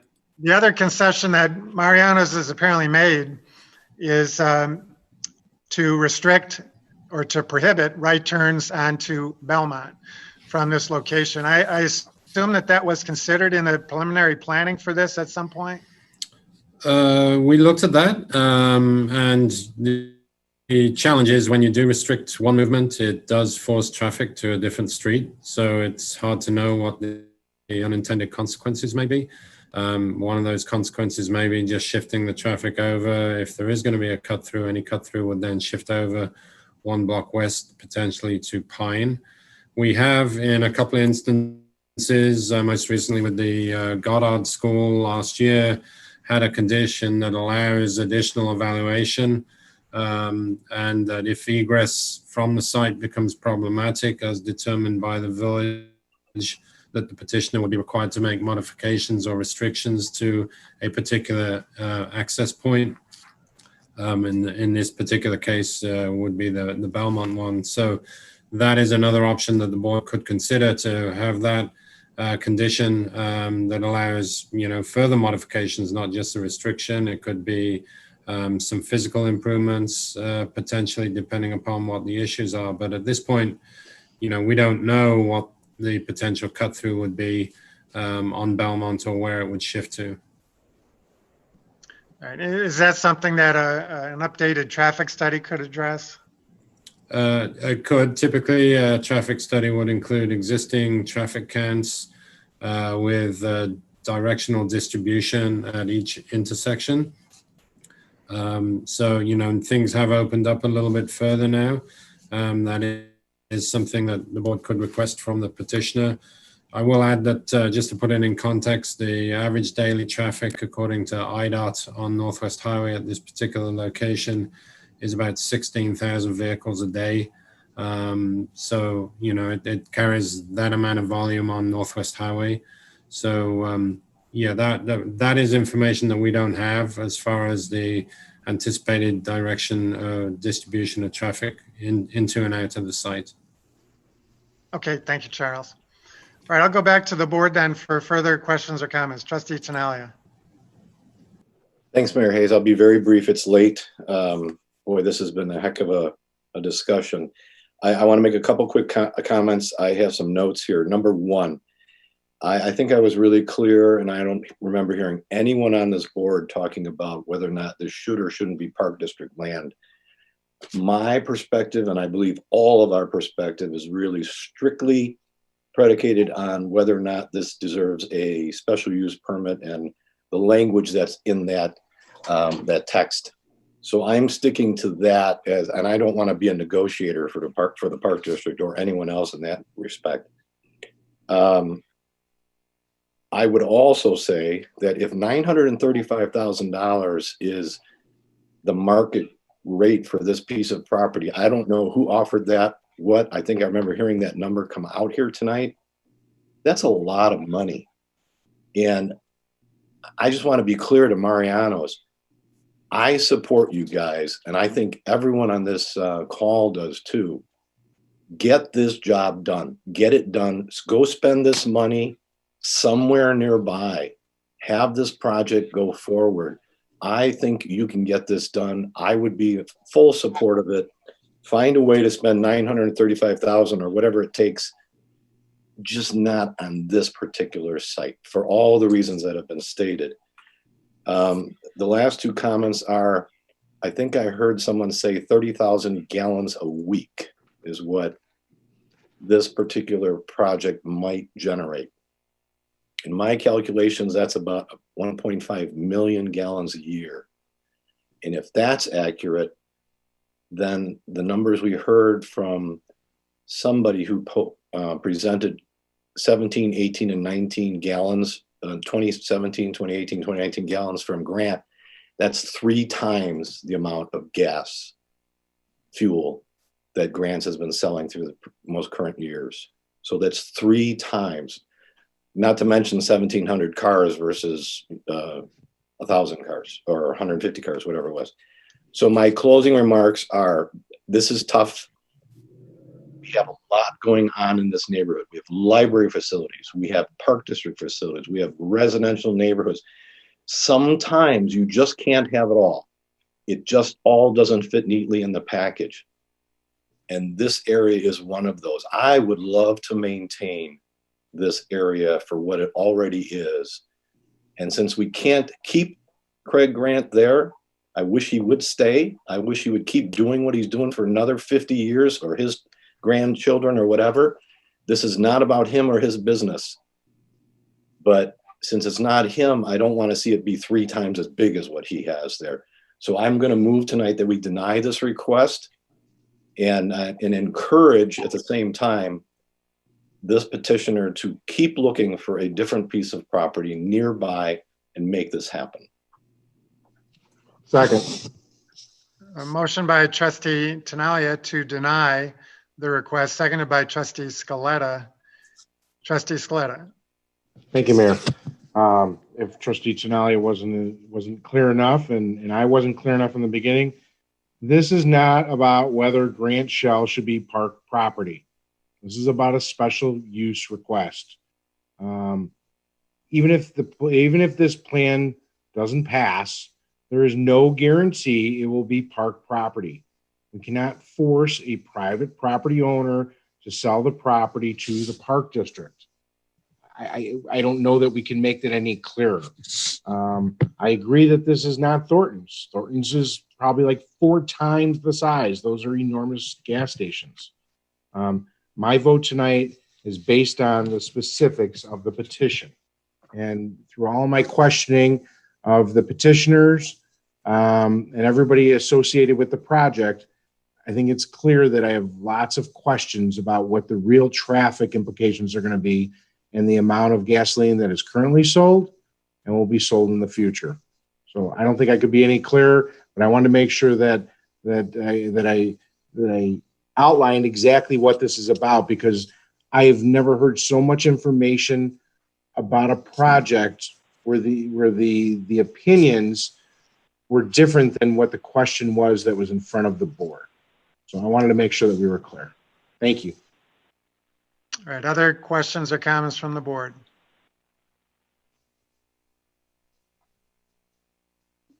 Trustee Canty.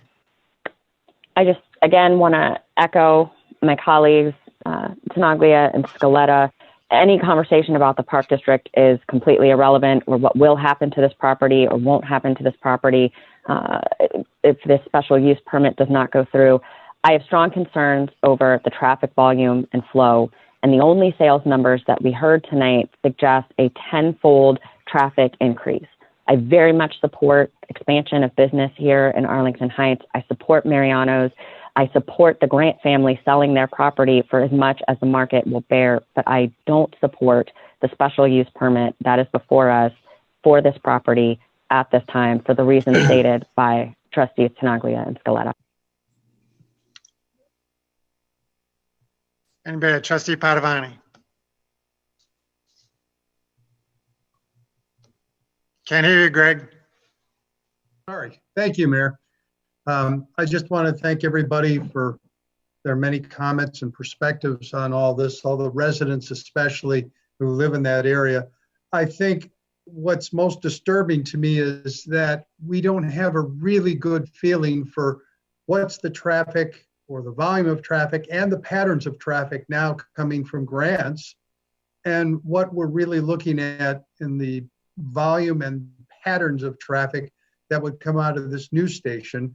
The only thing we have on an anecdotal or qualitative level is it's going to be a whole lot more.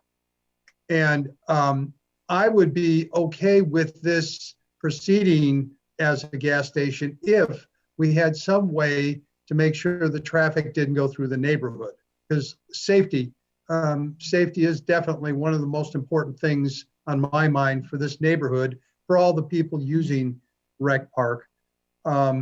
I do believe a business like Mariano's needs to have this additional feature to their business, and I do support them, like all my colleagues have said.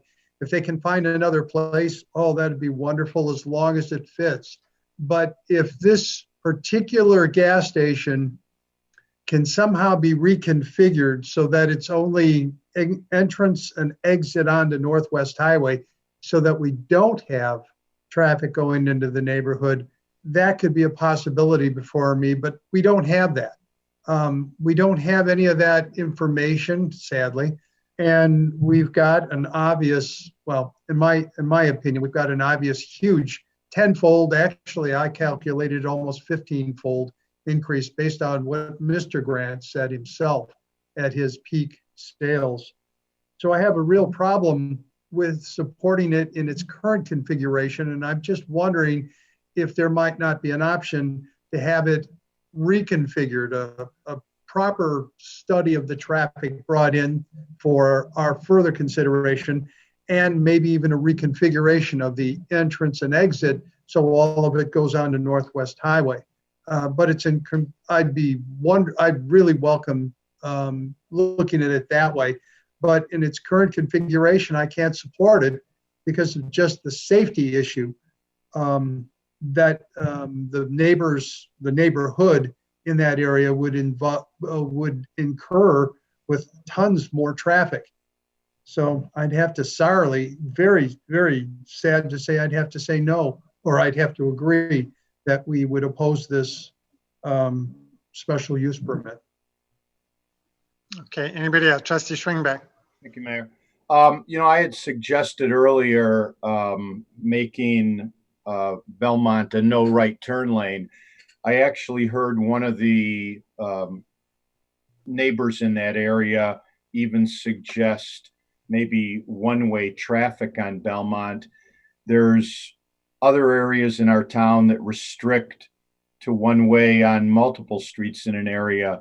And like Trustee Padovani, I could even support this if it was one way on Belmont and Pine, where we tried to again force that neighborhood, the traffic out on Northwest Highway instead of bringing it through the neighborhood, because that is a concern. And I did do some studies on gas consumption at about 3 other stations in the area, and from the numbers I've calculated, it's coming out about 3 times the amount of traffic. So if for some reason we could create a scenario where we could keep that traffic from going down Belmont and Pine and keeping people out on Northwest Highway, I could support it, but otherwise I couldn't. All right, anybody else? All right, seeing none, let me just close out the comments then before we vote. To be honest, I came into this meeting tonight thinking that I would vote in favor of this petition, but I told a number of others that I would keep an open mind, and I said that to the assembled gathering here this evening, that I would keep an open mind, and I have done that. My criteria was the intensity of the use, as I said that several times here this evening. I believe that Mariano's could have made a very good case that this does not increase the intensity of the current use, but unfortunately, I don't think they made that case tonight. I just don't think the traffic study is valid. We're not supposed to be talking about the Park District, but I've been on the board for almost 30 years now, and to be honest, and I'm telling this to the Park District, and I've told a number of them this already, their position on this property, the Grant Shell property, not all the properties on Northwest Highway, over the past 30 years has been inconsistent at best. And so there's a difference between, being dead set on purchasing a piece of property and, going up and down over the past 30 years. And so I understand their desire to acquire all these properties, but I think the position has been inconsistent at best over the last 30 years or so.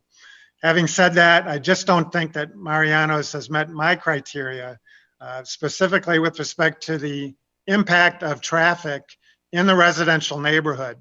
I don't think it's going to adversely impact Recreation Park at all. I think Mary Fran read all the numbers of all the people who use the park currently, and I don't think it's going to impact the use of the park if we approve this one way or another. It'll still be one of our great parks within this community. The Park District does a great job. So I don't think it would have any adverse impact on our park, on the Recreation Park, but it could potentially have an adverse impact on the residences along Belmont and further to the north. And I just don't think that Mariano's has met their case because of what I think to be an either incomplete or invalid traffic study. And so although I could have easily voted in favor of this, I just can't at this point. So any other comments from the village board before we vote? Mr. Recklaus. It's late, and I was just going to remind everyone that the motion on the floor is to deny. And so a yes vote on this is a vote for, preventing the gas station from moving forward. I know sometimes it's confusing how we make these motions. Yeah, thanks, Randy, for that clarification. All right, we have a motion and a second. Roll call. Trustee Tinaglia, Yes. Trustee Scaletta, Yes. Trustee Baldino, Yes. Trustee Canty, Yes. Trustee Rosenberg, Yes. Trustee LaBedz, Yes. Trustee Schwingbeck, Yes. Trustee Padovani, Sadly, yes. President Hayes. Yes. So the petition is denied and we move forward. So thank you all for, again, participating in this democratic process. And we appreciate your patience in staying to this very late hour. So we'll move on then in the agenda to the report of the village manager. Mr. Ecklas, anything? Nothing this evening. And anything from the village board under petitions and communications? Seeing none, I'd entertain a motion to adjourn. Move to adjourn. So moved. Motion to adjourn by Trustee Tinaglia, seconded by Trustee Canty. Roll call. Trustee Tinaglia, Yes. Trustee Canty, Yes. Trustee LaBedz, Yes. Trustee Scaletta, Yes. Trustee Rosenberg, Yes. Trustee Padovani, Yes. Trustee Baldino, Yes. Trustee Schwingbeck, Yes. President Hayes. Yes. Thank you all for joining us this evening. Good night. Good night. Thanks.